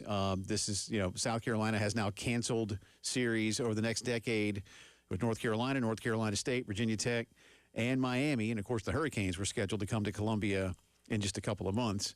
I'm not putting this on South Carolina alone, I assure you. I've said that throughout the afternoon. I think this is the byproduct of a flawed system in college football that now has schools across the country scared to lose non-conference games for fear of having it be an anchor on their resume when it comes to college football playoff discussion. Should you be one of the schools in the mix? And even if we go to 24, will schools continue to feel that way? Without some type of further mandate to play these games, I'm afraid that fans are going to be the ones that are left out. And here we are again. But, again, really disappointing. I was looking forward to these. It's been a while since Carolina has played North Carolina, other than in the bowl game a couple years ago. Terry, here we are. And, again, I know Carolina's got 9 SEC games and a 10th game with Clemson. I get it. Like I say, I'm not angry at Shane Beamer or Jeremiah Donati for making this decision, or Bubba Cunningham or Bill Belichick for making this decision, or anybody else that's been involved in these decisions across the country. But I do think that the powers that be in college football have got to do something about this so that these kind of games, some of which are more marquee than others, are not simply just canceled. I mean, if you're wondering, who's Carolina going to replace him with? The answer is Bowling Green. Well, same levels, North Carolina. I mean, that's so now Bowling Green is the North Carolina of Ohio. I thought that was Ohio or Ohio State. Yeah, it's. I mean, look again. I don't want to. Neither one of us are here to disrespect Bowling Green. No, but if you're listening right now and you're a South Carolina football fan, I want you to be honest with yourself. As you, what do you like to say? The truth serum. Mm-hmm. Would you rather open a season with North Carolina or Bowling Green? Now, some of you may say, Jay, Bowling Green, because we can win that game. I was getting ready to say. I get it. There's a faction of people, and you and I are on the same page on this, like to see good games. There's a faction of people who just want W's. And I get that. I understand. Schedule Irmo. I understand the whole mindset of let's go get W's. Sorry, Irmo. I think it'd be Bowling Green. It's just the idea that I understand we just want, but I also think there's a faction of people that say I want to see good games. Yes. And I feel like, like 2 years ago, the South Carolina team that wins 9 games, bring on North Carolina, babe. Yeah. Bring them on. I think any South Carolina team should bring on North then Carolina. After last year, though, and you know how the mentality of fans are, after a 4-8, man, give me Bowling Green. I want wins. And I just think that. I just can't think that way. I'm sorry. And I'm the same way. I want to see good games, and I just would love to see any fan base. You're confident enough in your team that you want to play good games. I had somebody hit me not too long ago and say, so what, you want to see him play Ohio State? And I'm like, whoa, I didn't say Ohio State. And for one thing, Ohio State don't want to play South Carolina because there's nothing in it for Ohio State. No. There's something in it when Ohio State plays Texas or Alabama or Georgia. Or if not, Ohio State's going to play Bowling Green. Yeah, right. You know what I mean? I think they do play one of those. They play those teams. But there should be no fear in North or South Carolina playing the other. But again, I know someone's going to lose. That's what college football is these days. Somebody loses. And I was reading this when that the Big Ten folks are using this 24-game playoff as a thing to say, well, more teams will be 3-loss teams and things of that nature.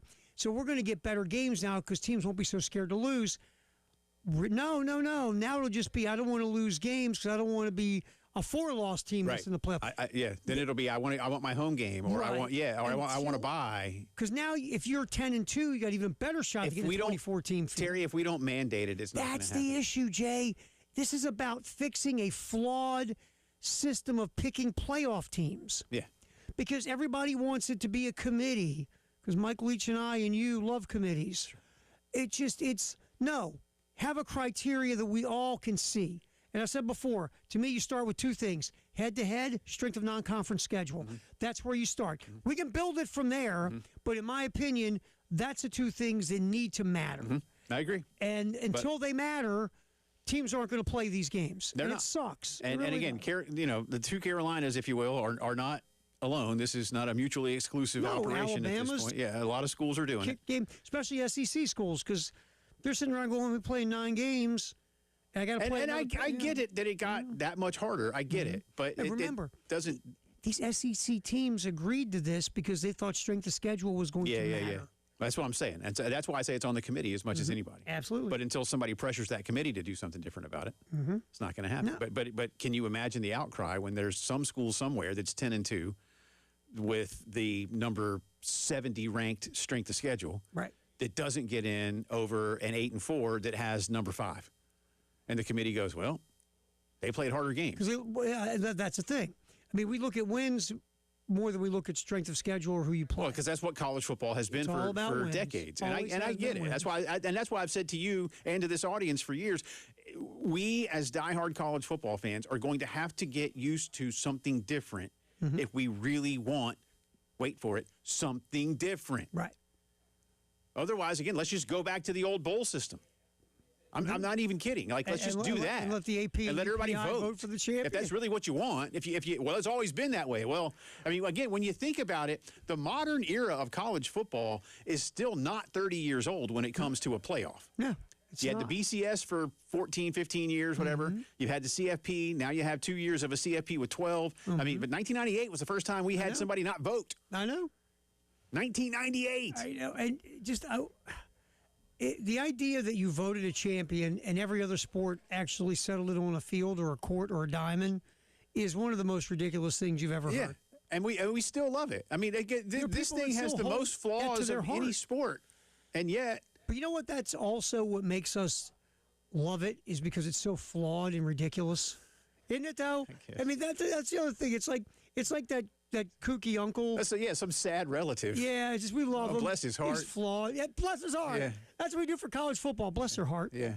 And we scream and yell about it. We laugh about it. He keeps bumping his head on the hood on the stove. But we love him. You know what? He burned himself again. We're coming back for more. Exactly. My grandma had a cat that would always burn its tail on the candle on the coffee table. Sure. That's what college football is. It is. Bless its heart. I love it. Anyway, can't get out of its own way. Nope. So there you go. Baseball news. South Carolina did make it official yesterday. Our good friend John Whittle, who we will hear from on some future forward-thinking baseball stuff in the Gamecock Notebook, was the first to break the news last night that Monty Lee, Terry Rooney, and John Hendry had all been relieved of their duties with immediate effect.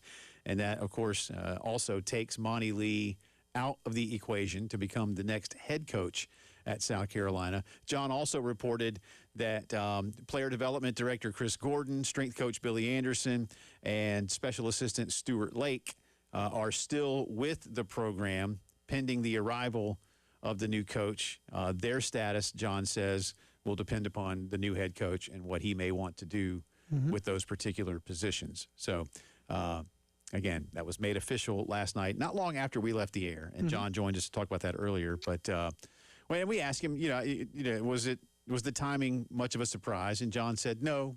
And you and I discussed it as well, with and without John, that you saw the direction things headed. I mean, look, Monty did what he could early on, and you did see some improvement in attitude. But whatever was working or was starting to happen abruptly stopped.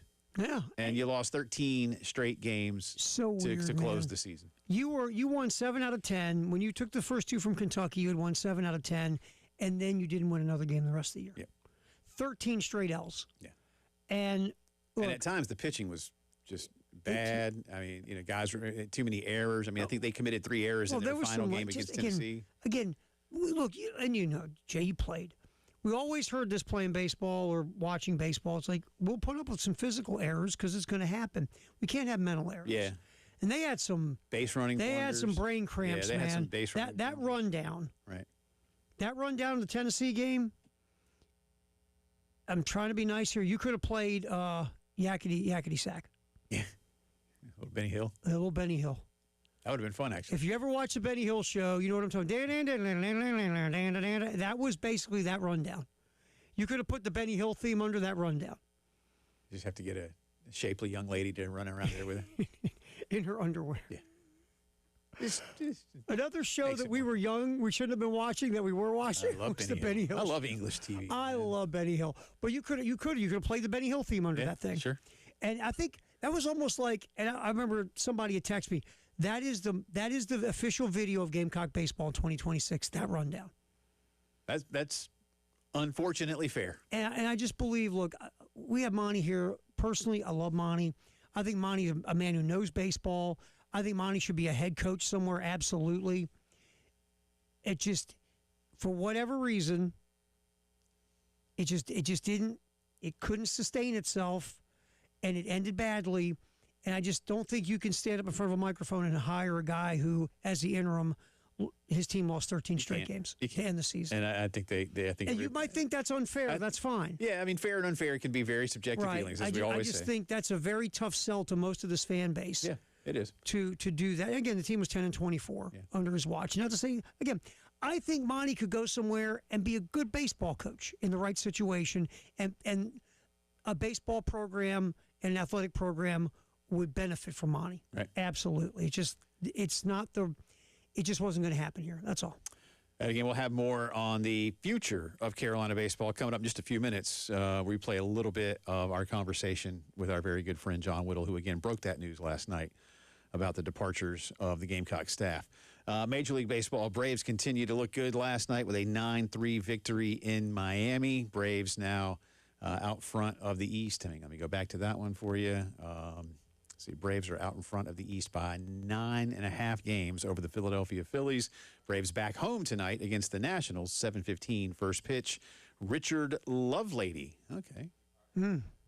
Lovelady is the starter for Washington. Bryce Elder will go tonight for the Braves. NBA last night, the New York Knickerbockers go up 2-0 over the Cleveland Cavaliers. A pasting, 109-93, especially in the fourth quarter. The Knicks outscoring the Cavs by 11 in the fourth to pull away for good. Spurs and Thunder, Game 3 tonight in San Antonio. That series tied at 1 game apiece. So basically is who's going to play the Knicks in the NBA Finals? That's where we're at. Yeah. Cleveland's not. They might win Game 3 because they're massively desperate and whatever. Maybe, but it's going to be at the best a gentleman's sweep. That's fair. I kind of think you're the right. Knicks are just better, I think man. well, The Knicks are just certainly better. certainly. And that, again, a little hiccup in the early part of game one, but Well, then the Cavs had their chance to make this a series, and they gacked it away in game one. Sure. There you go. That's our integrated media headlines of the day. The Gamecock Notebook on the other side. Revisit a little of our conversation with John Whittle. What is he thinking when it comes to the coaching search? We'll get into that on the other side of the postgame show.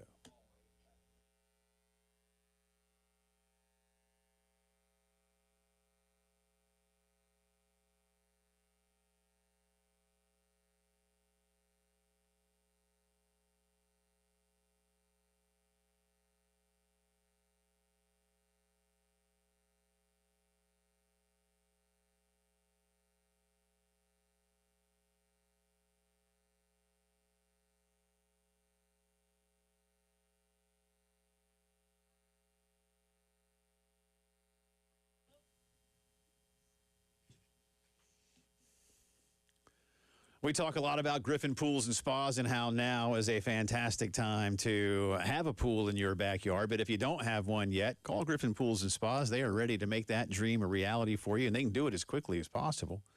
They're certainly up for that. They've been doing it for more than 50 years. But maybe you are someone that already has a pool. Well, Griffin Pools and Spas is ready to help you out as well with spa and pool repair. Maybe you got something going on with that filter system. The water's just staying cloudy, and maybe that thing's a little old.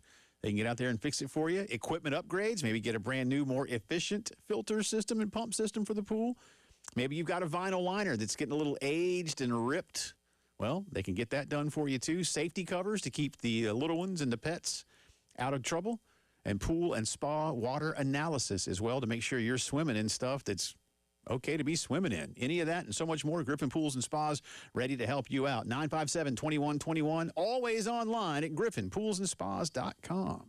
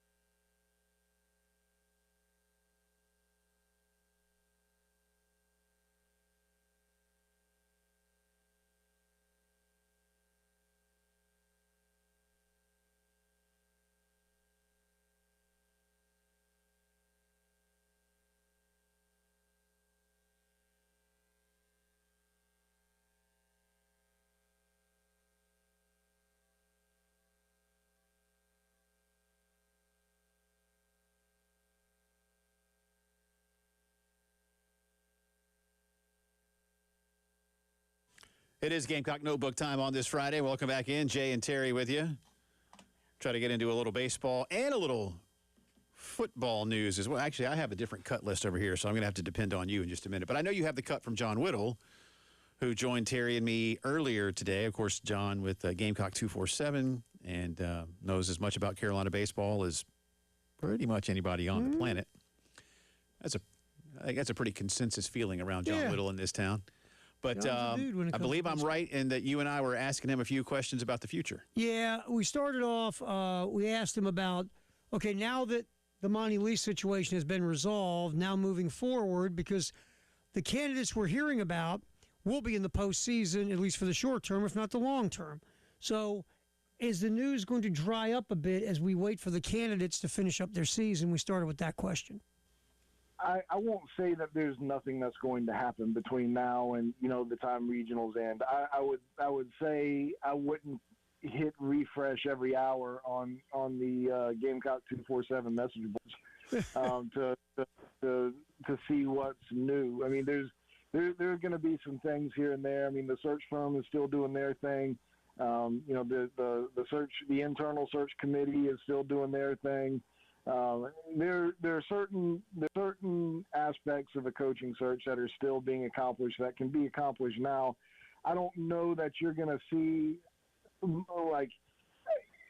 you're at the point right now where you're putting together your baseline of things, right? You're figuring out who you think you like the most and kind of separating yourselves that way. When you start having conversations with the coach and going deeper with agents in terms of numbers and what it's going to take, that's when some movement can kind of start happening. And those conversations haven't really come about yet, and the numbers aren't really finalized just yet.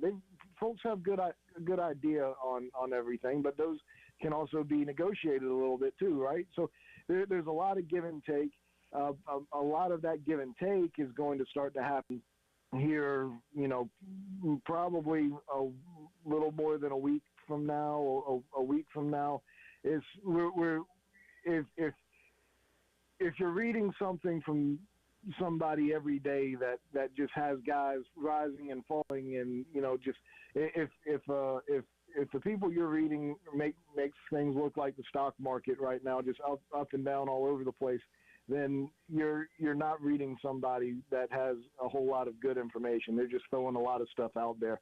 It's not going to be like that over the next week or so. There's going to be some little tidbits of information here and there, but it's going to be a little bit longer before we start seeing some rising and some falling. On that note, John, last thing for you. I got just over a minute here. In your opinion, what's the gap between the top two candidates, whether it's Schnall first, Fitzgerald second, or flip them? And then if those are indeed the top two, what's a gap between them and a third candidate and beyond? To me, I think you can maybe put Ramsey in that category, close to where they are. But I think those were probably the top three guys that we know about right now. I mean, I think Schnall is probably separate from most of the guys as we see here today on May 22nd. But like I said, there's still conversations and plenty of jockeying that still is going to happen. I know it sounds like I'm talking out of both sides of my mouth a little bit. I think there's a leader right now, but I don't think there's a decision close enough to call anybody a leader, if that makes sense. Yeah. Like you're just so far away from the decision. Like you might be leading the marathon halfway through, and there might be a pretty wide gap in there between you and second place, but you still got a whole race to run, and things can happen in between now and then. So, I think that's kind of where things stand right now, but, we're still a little bit early in the process when it comes to, like, the deep dive nitty-gritty that has to happen between the school and the coach and the representation. John Whittle, our good friend from Gamecock 247, joining Terry and me in the 3 o'clock hour. And can catch John's work at Gamecock 247 or John M. Whittle on Twitter. Great way to do that. But great stuff. And he broke that news last night about Monty and the staff being let go. But, yeah, Terry, look, the coaches themselves right now can tell their agent, I'm ready to listen to a little bit while still coaching their team and let the agent go do the bulk of the work. A lot of this stuff can get. Let's just say that one of these candidates agrees to it. They want the job. You can do a lot of that stuff while they're still finishing out the coaching by the back channels with the agent, and the coach is never involved in any of that. I mean, obviously the agent's going to go to him, and they're going to be hiding in a back alley somewhere, and they're going to talk about it. But you can get a lot of the detail work done before. I mean, look. We see the old school NFL free agency. It would hit at 12 o'clock, and by 12:01, 10 guys were signing. Like, wow, 1 minute negotiation. Now they have what is it? The tampering period. Legal tampering. And by the way, as soon as that starts, guys are signing. Yeah. So they were being tampered with before the legal tampering period started. Sure. So these things can get put together, even if these guys are coaching their teams. And it sounds like there's interest from all of them. Yeah, it feels like it. Yeah, and they'll want to hit the ground running here. Whoever it is, as soon as they're done. Absolutely. Because, I mean, for a lot of obvious reasons. Yep. John Bryce joined the guys on the Garnet Trust Hour talking about South Carolina football. He's a college football writer for USA Today. You want to go cut one, then cut two? Yeah, let's go cut one about South Carolina, the football window of opportunity. All right. Yeah, I think the perception is this is a crucial year for Shane Beamer and the Gamecocks. It's an inflection point for his tenure in Columbia, in my opinion, and in talking with other people. I think that the Gamecocks have to stride forward this year. They were really close to being a much better team from a record standpoint than what their record reflected a year ago. They had games that, frankly, they gave away, and I think Shane Beamer would tell you they gave some of those games away. So how much do they grow? How much does Lenoris Sellers grow? If he leads South Carolina to a one-loss record that's commensurate with his talent, he can surge into top 5 pick consideration because he's already, as you guys well know, generating a ton of first-round chatter. But he can help elevate South Carolina to a different level with his play on the field. And if he does that, that's great in the 2026 season for the Gamecocks. It's also great for Shane Beamer moving forward atop that program. But the perception is it's already one of those jobs to monitor, right?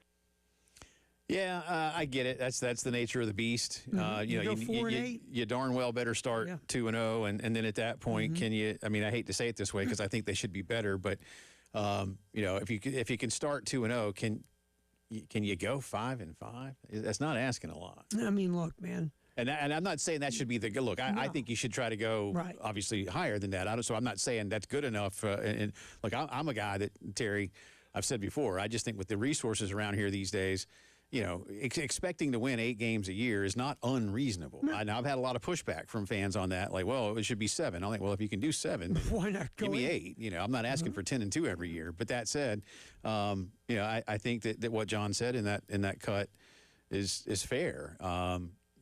You've got to at least be monitoring what's going on. But you did last year. You should have beaten Alabama at Williams-Brice, and you should have beaten Texas A&M in College Station. And there's your 6. And if you do that, there's at least 6. And you were down a score at Mizzou with the ball under 5 minutes to LSU play. Game you were LSU, you were down a score with about 5 minutes. The Clemson game was still close till the turnover. Yeah, so you had your opportunities, but I remember that against LSU and Missouri, they just did nothing. Well, yeah, and look, full stop. You should have beat Alabama. You should have beat Texas A&M. Yeah, that's just there's your 6. Yeah, you said if you could sprinkle one of those others, you gave those away. Then you go 7-5, and yeah, it's disappointing compared to being top 15 in the country and at one point being 10. Yeah. But that being said, a 7-win year doesn't have the stink of a 4-win year. No. And that gets you like the Nashville Bowl or the Music City Bowl, but something like that. We'll see what kind of depth of talent you have because your upper level of talent's pretty good. You got 3 guys in the top 30 in the country, according to On3. If Nick Harbor continues to develop, he's a guy that could hear his name in the second round of the NFL draft, if not better, with those physical skills. I think Carolina needs to be shooting for playoff contention again with the roster they have and with the coaches they brought in. I love the Kendall Browse hire, man. That should be cannot enough say for that a couple enough. of wins, right? Again, Because your problem's been your offense, Jay, right? Yeah. I mean, again, you better win those first two, and I think you will. Absolutely. But then, again, is asking them to go 7-3 in the last 10, 6-4. Is that really too much? Well, if this offense steps up the way I think it will and the way Kendall Brow's resume always says, and if your defense and special teams are what they are typically, Yeah. you should be all right, man. Just saying. That's the Gamecock Notebook. We'll take a drive around the SEC on the other side. Updates from the baseball tournament in Hoover and a little sound from Lane Kiffin. You're listening to the postgame show.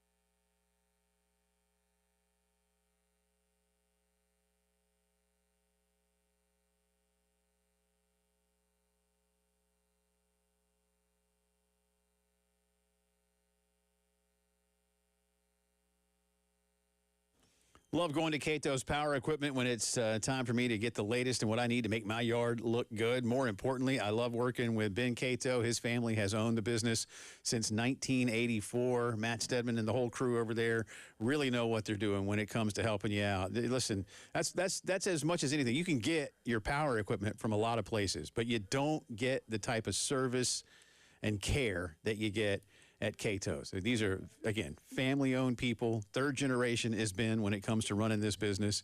Over 125 years of experience overall in terms of the people that are working there right now. So they know what's up.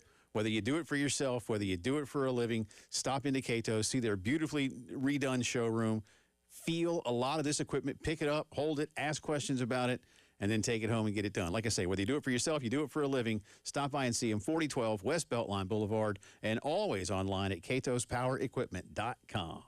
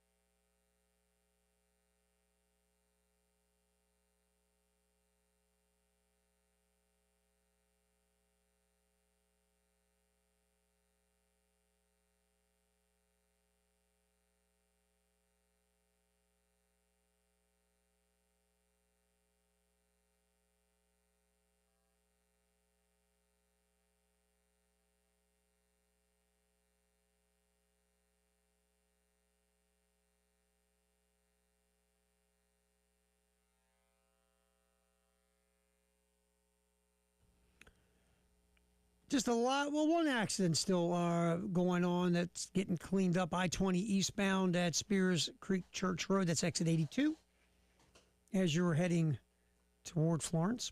I-20 westbound, we have slow traffic. Wilson Boulevard, exit 71, and Bush River Road, exit 63, that stretch. I-26 eastbound from Broad River Road, the Ballantyne exit, that's 101, to I-20, the exit there at 107B, and then 26 westbound at 126, exit 108A, at St. Andrews Road, exit 106. Get back in here, give you a drive around the SEC. Lane Kiffin's talking again, unfortunately. We'll get to that next on the postgame show.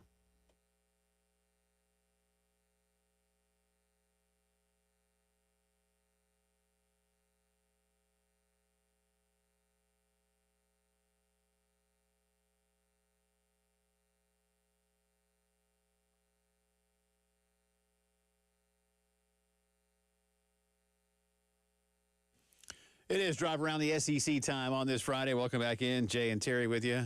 Before we do anything else, I do have the conclusion of our poll question. We've been so busy today that I think I've only mentioned it once. I blame Terry for that. Me too. Well, it's easy. Blame that guy. The poll question was the Big Ten, ACC, and Big 12 are all in support of a 24-school playoff in college football. Should the SEC accept this as inevitable or continue fighting for 16? And I gave you 4 choices. 24, here we come. 16 is more than enough. Let's stay at 12, or I'm tired of caring. Ding, ding. That was your vote yesterday. That's mine yesterday. Yeah, we let this run through the end of today's show, or at least into the middle of it. 41.5% of you said 16 I'm okay with that. is enough. I feel like that's the sweet spot. I kind of do too, because again, it's nice and brackety. 24.4%. I'm tired of caring. It's my people. You're ruining college football fans here. National leadership, and then a tie at 17.1% for staying at 12 or moving to 24. So that's a nice mixed bag. I agree. But clearly, you can make a case either for the majority wanting 16 or 24, or 16 or 12. I know. Or 16 and I don't give a darn. And that's my crew. I'm tired of talking about it. Let's just pick a number and run with it. But if you asked me to pick the number I'd run with, it'd be 16. I would too. So I think there you're getting your expansion, but you're still not totally derailing a regular season. Yep. So I think that's a nice little compromise. That's how I feel as well. Baseball right now, just getting started. Arkansas and Texas. And let's see, Arkansas leads 2-0 tonight. It'll be Auburn and Texas A&M. So that's what's going on at the SEC baseball tournament, and those winners will advance. You mentioned Lane Kiffin is talking again. Should we feel badly that we're going to play this? Yeah, you know what? It's that time of year. Give us something. We don't have. Yeah, we do. No, honestly, I look at it this way. I'm so torn on it because I think it's a interesting topic of conversation. He's saying he should have handled the Ole Miss exit better because he should have never left until after the playoff because you're the leader and you walked away. You turned your back on your team. Right. But then we play it and we just move along more of the Lane Kiffin stuff. You and I we're talking about tired of something. That's my Twitter poll. I'm tired of talking about Lane Kiffin. Yep. And I think what really put me over, jumped the shark, so to speak, was when he decided he was going to become the civil rights leader of our country. Yeah. And he did it for recruiting purposes for LSU. Yeah. That's when I was kind of, okay, bro, you know what? I get your Bikram yoga and I get you're a phony and I get all these other things. But now you're delving into a lane you got to stay the hell out of. Well, and then he said, but it wasn't calculated. It's like, no, not at all, Jay. Yeah. Well, he did grow up in the deep South, California. Right. So, yeah, I think that was my end point with him. But to me, I am interested to see how he would explain how he could have handled his exit better. Yeah, do we believe it? So let's let people judge. Well, let's just. You know what? We might come together as a show and say this will be the last cut of Lane Kiffin we play for a long time after listening to it. Right? Let's check it out here real quick. Here is our boy Lane on talking about how he should have handled the exit from Ole Miss.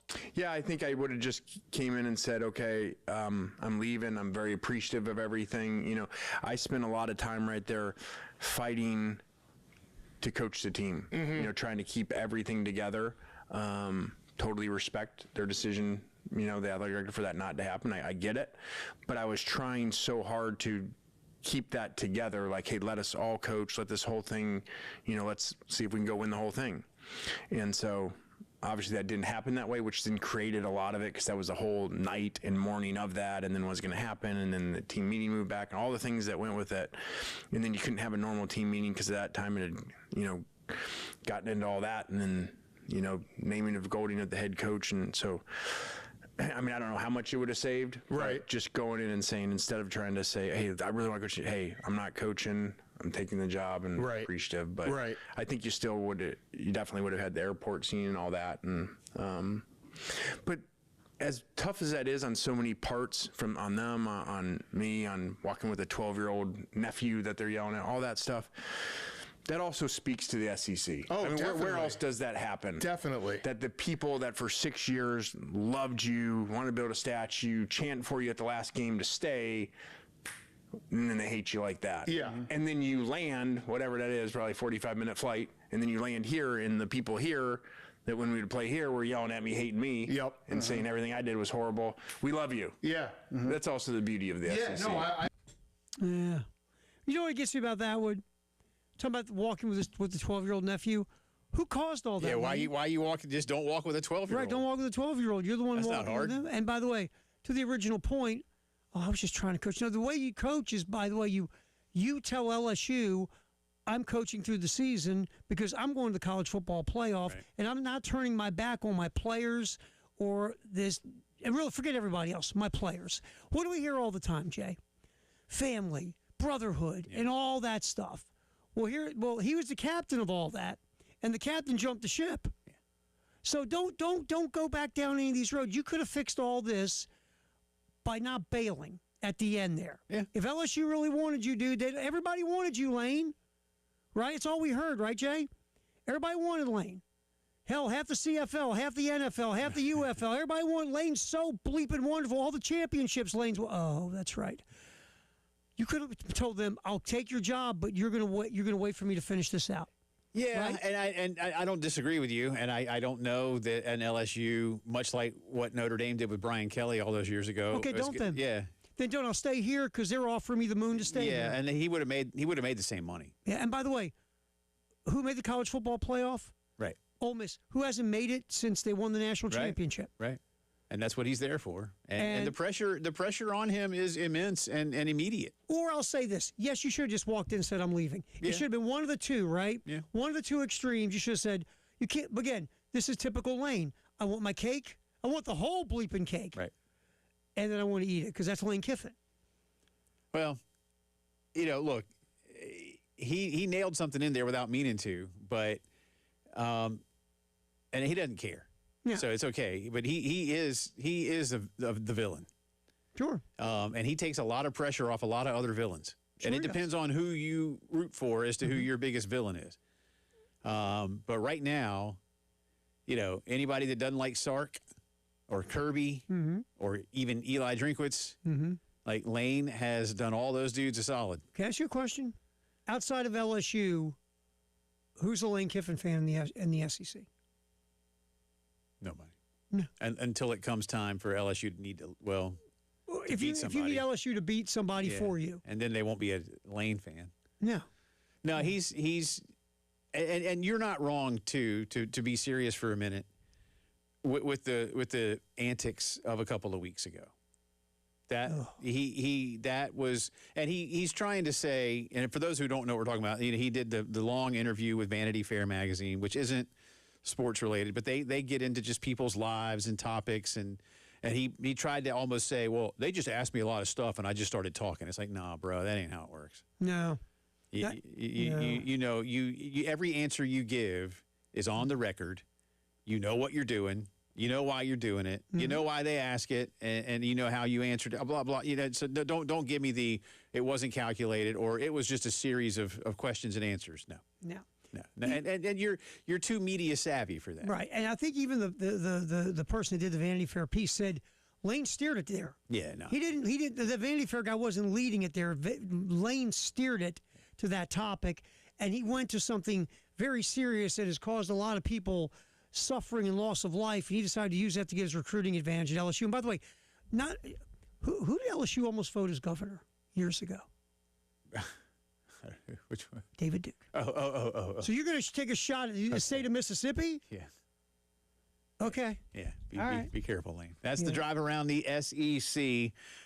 We got Jay versus the internet, but I also I have a graduation story for you. All right, let's do it. All right, that's all I'm gonna say. All right, that's next here on the post-game show on the Game 107.5 The Game app, the Game Network, and at the Game TV Radio.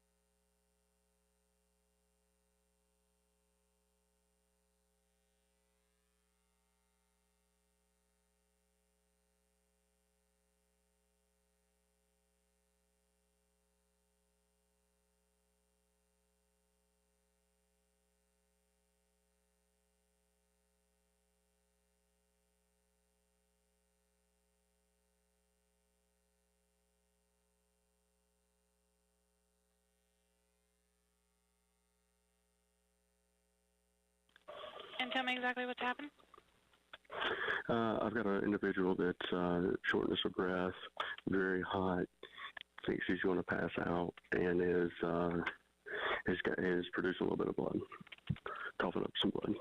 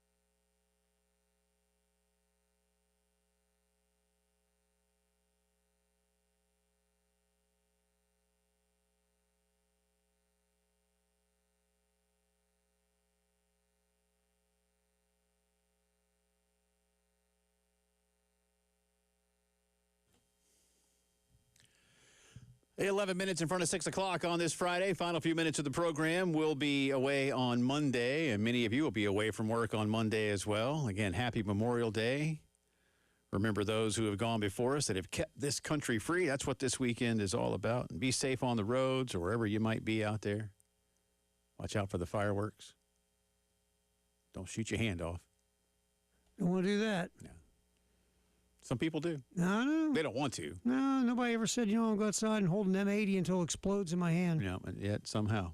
So No, just be careful. no. Just Yeah, be careful. That's all we're asking.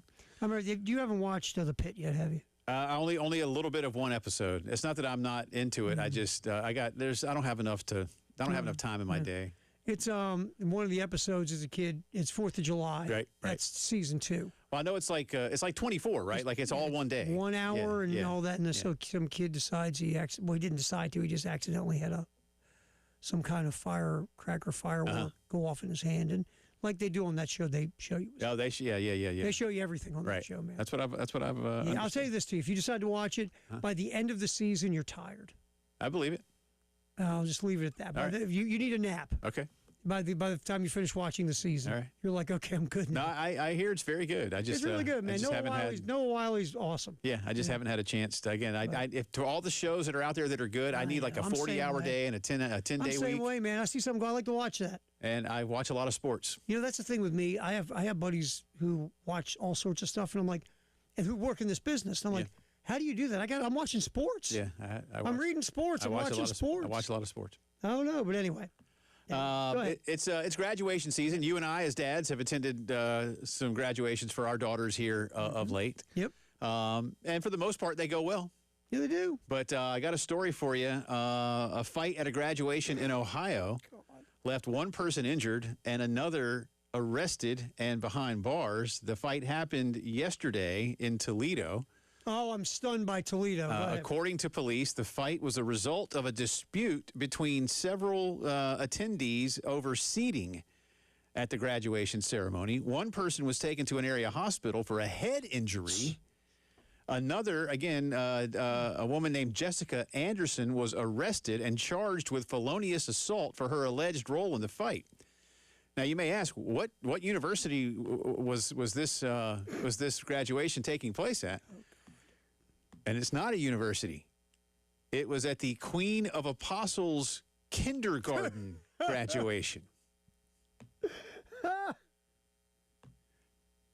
A kindergarten graduation. God. According to the Central City Ministries, which I suppose runs Queen of Apostles School in Toledo. Well, now, first of all, it's a fight at a religious school. Yes. Go ahead. Kindergarten. Just make sure we all understand that. Luckily, Terry Ford, there were no kindergartners in the room at the time. By the way, I saw a video of some of the fight. Dude, it's just like a little gymnatorium. Mm-hmm. Okay, the room was basically 80% empty in terms of chairs anyway. It isn't like you had a bad seat. The ceremony was postponed. Adults. And a new date will be determined by the school in the near future. Kindergarten graduation. Kindergarten. Hey, let's get in a fist fight at the kindergarten, at the religious school. Now, listen, if you want to get in a fight over seating at a college graduation, have at it. Beat the hell out of somebody. I don't care. Yeah. And that's another thing. Like, like my daughter's 80,000 seats or whatever. Yeah, you can find a good seat. Yeah. Is it really, is 80 And I do seats? care. I hope somebody understands it. I know. At a graduation, I think you can find a good seat where you don't have to throw hands. If you see the video, you're like, you could just stand in the room. Yeah. Nice job. Why is the graduation not happening, teacher? Oh, your mom punched somebody. Yeah, nice work. yeah. Whose mommy did it? Oh, God. People are sorry insane. to the Anderson student, and it's not like you can hide who that was now, right? You're little child Anderson. Yeah. Sorry. You know, it's like, I think I told you this. When I was younger in my neighborhood, because again, blue collar neighborhood, every now and then 2 dads would get in a fight in the yard or something. They beat the crap out of each other, and the kids are embarrassed. Yeah, you don't want that. There's no pride. I'm glad there were no kids. Thank God, because when I first saw this, I was like, oh no. So you're sitting there as a kid, and even if you're little, it's like, my mom got in a fight, and so my graduation got postponed. But I mean, this person caused a head injury. Yeah, Like I don't know, would you beat him with a chair like Stone Cold Steve Austin? I think it was like wrestling or somewhere. Maybe I don't know. Drop a stunner on somebody. I mean, what are we doing here? Anyway, what are we doing here? Yeah, sorry to those kids. I really feel bad for you. Yeah. Do you want to ask me a quick Jay versus the internet, or you just want? Yeah, no. I got a little something here. All right, real fast. Spurs, 1.5 favorite of the Thunder. First time the Thunder have not been favored in 33 playoff games. Spurs at home. I will say the Spurs also will take Game 3 at home. Yeah. Again, I'm still taking Thunder in 7. I think the Spurs win. Right. And surprisingly, Vegas 1-0 on the Avalanche. Game 2 is in Colorado. Give me the Lanch. Yeah, I think they tied the series at 1. They can't go down 2-0 at home. That's right. All right, here we go. Nice work, my friend. Yeah, happy Memorial Day. Thanks to John Whittle. Y'all be safe. Again, thanks to everybody who's done what they've done for America. Who has served for us. We thank you and your families. See you Tuesday.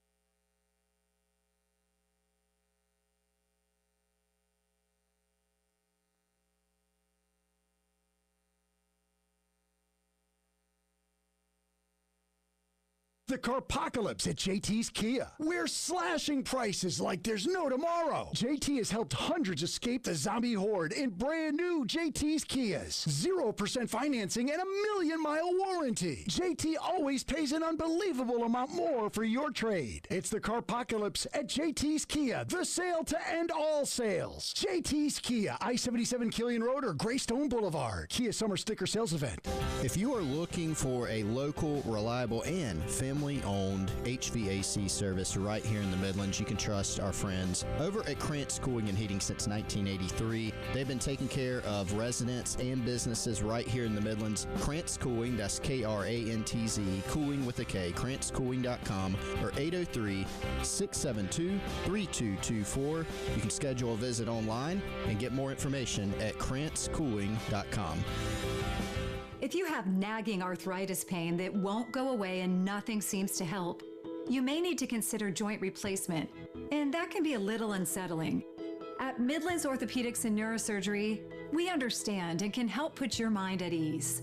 Our experienced orthopedic surgeons and advanced technology enable our team to deliver consistently excellent joint replacement outcomes with no hospital stay and lower cost to you. Midlands Orthopedics and Neurosurgery. Don't you love being treated special when you shop and saving money? That just makes it even better. At Gamecock Traditions, they've got more ways to save on all your Gamecock gear. Sign up for their emails and get the news and deals first. Show your Gamecock Club card, your Alumni Association card, or your faculty ID and score a discount on Gamecock merchandise. Military, you save. Is it your birthday? You save. And don't forget their loyalty program. Earn cash back on every purchase and it never expires. That's the Gamecock Traditions way. Lexington, Sand Hills Village, or online at GamecockTraditions.com. Get Memorial Day savings all month long at Herndon Chevrolet. Save up to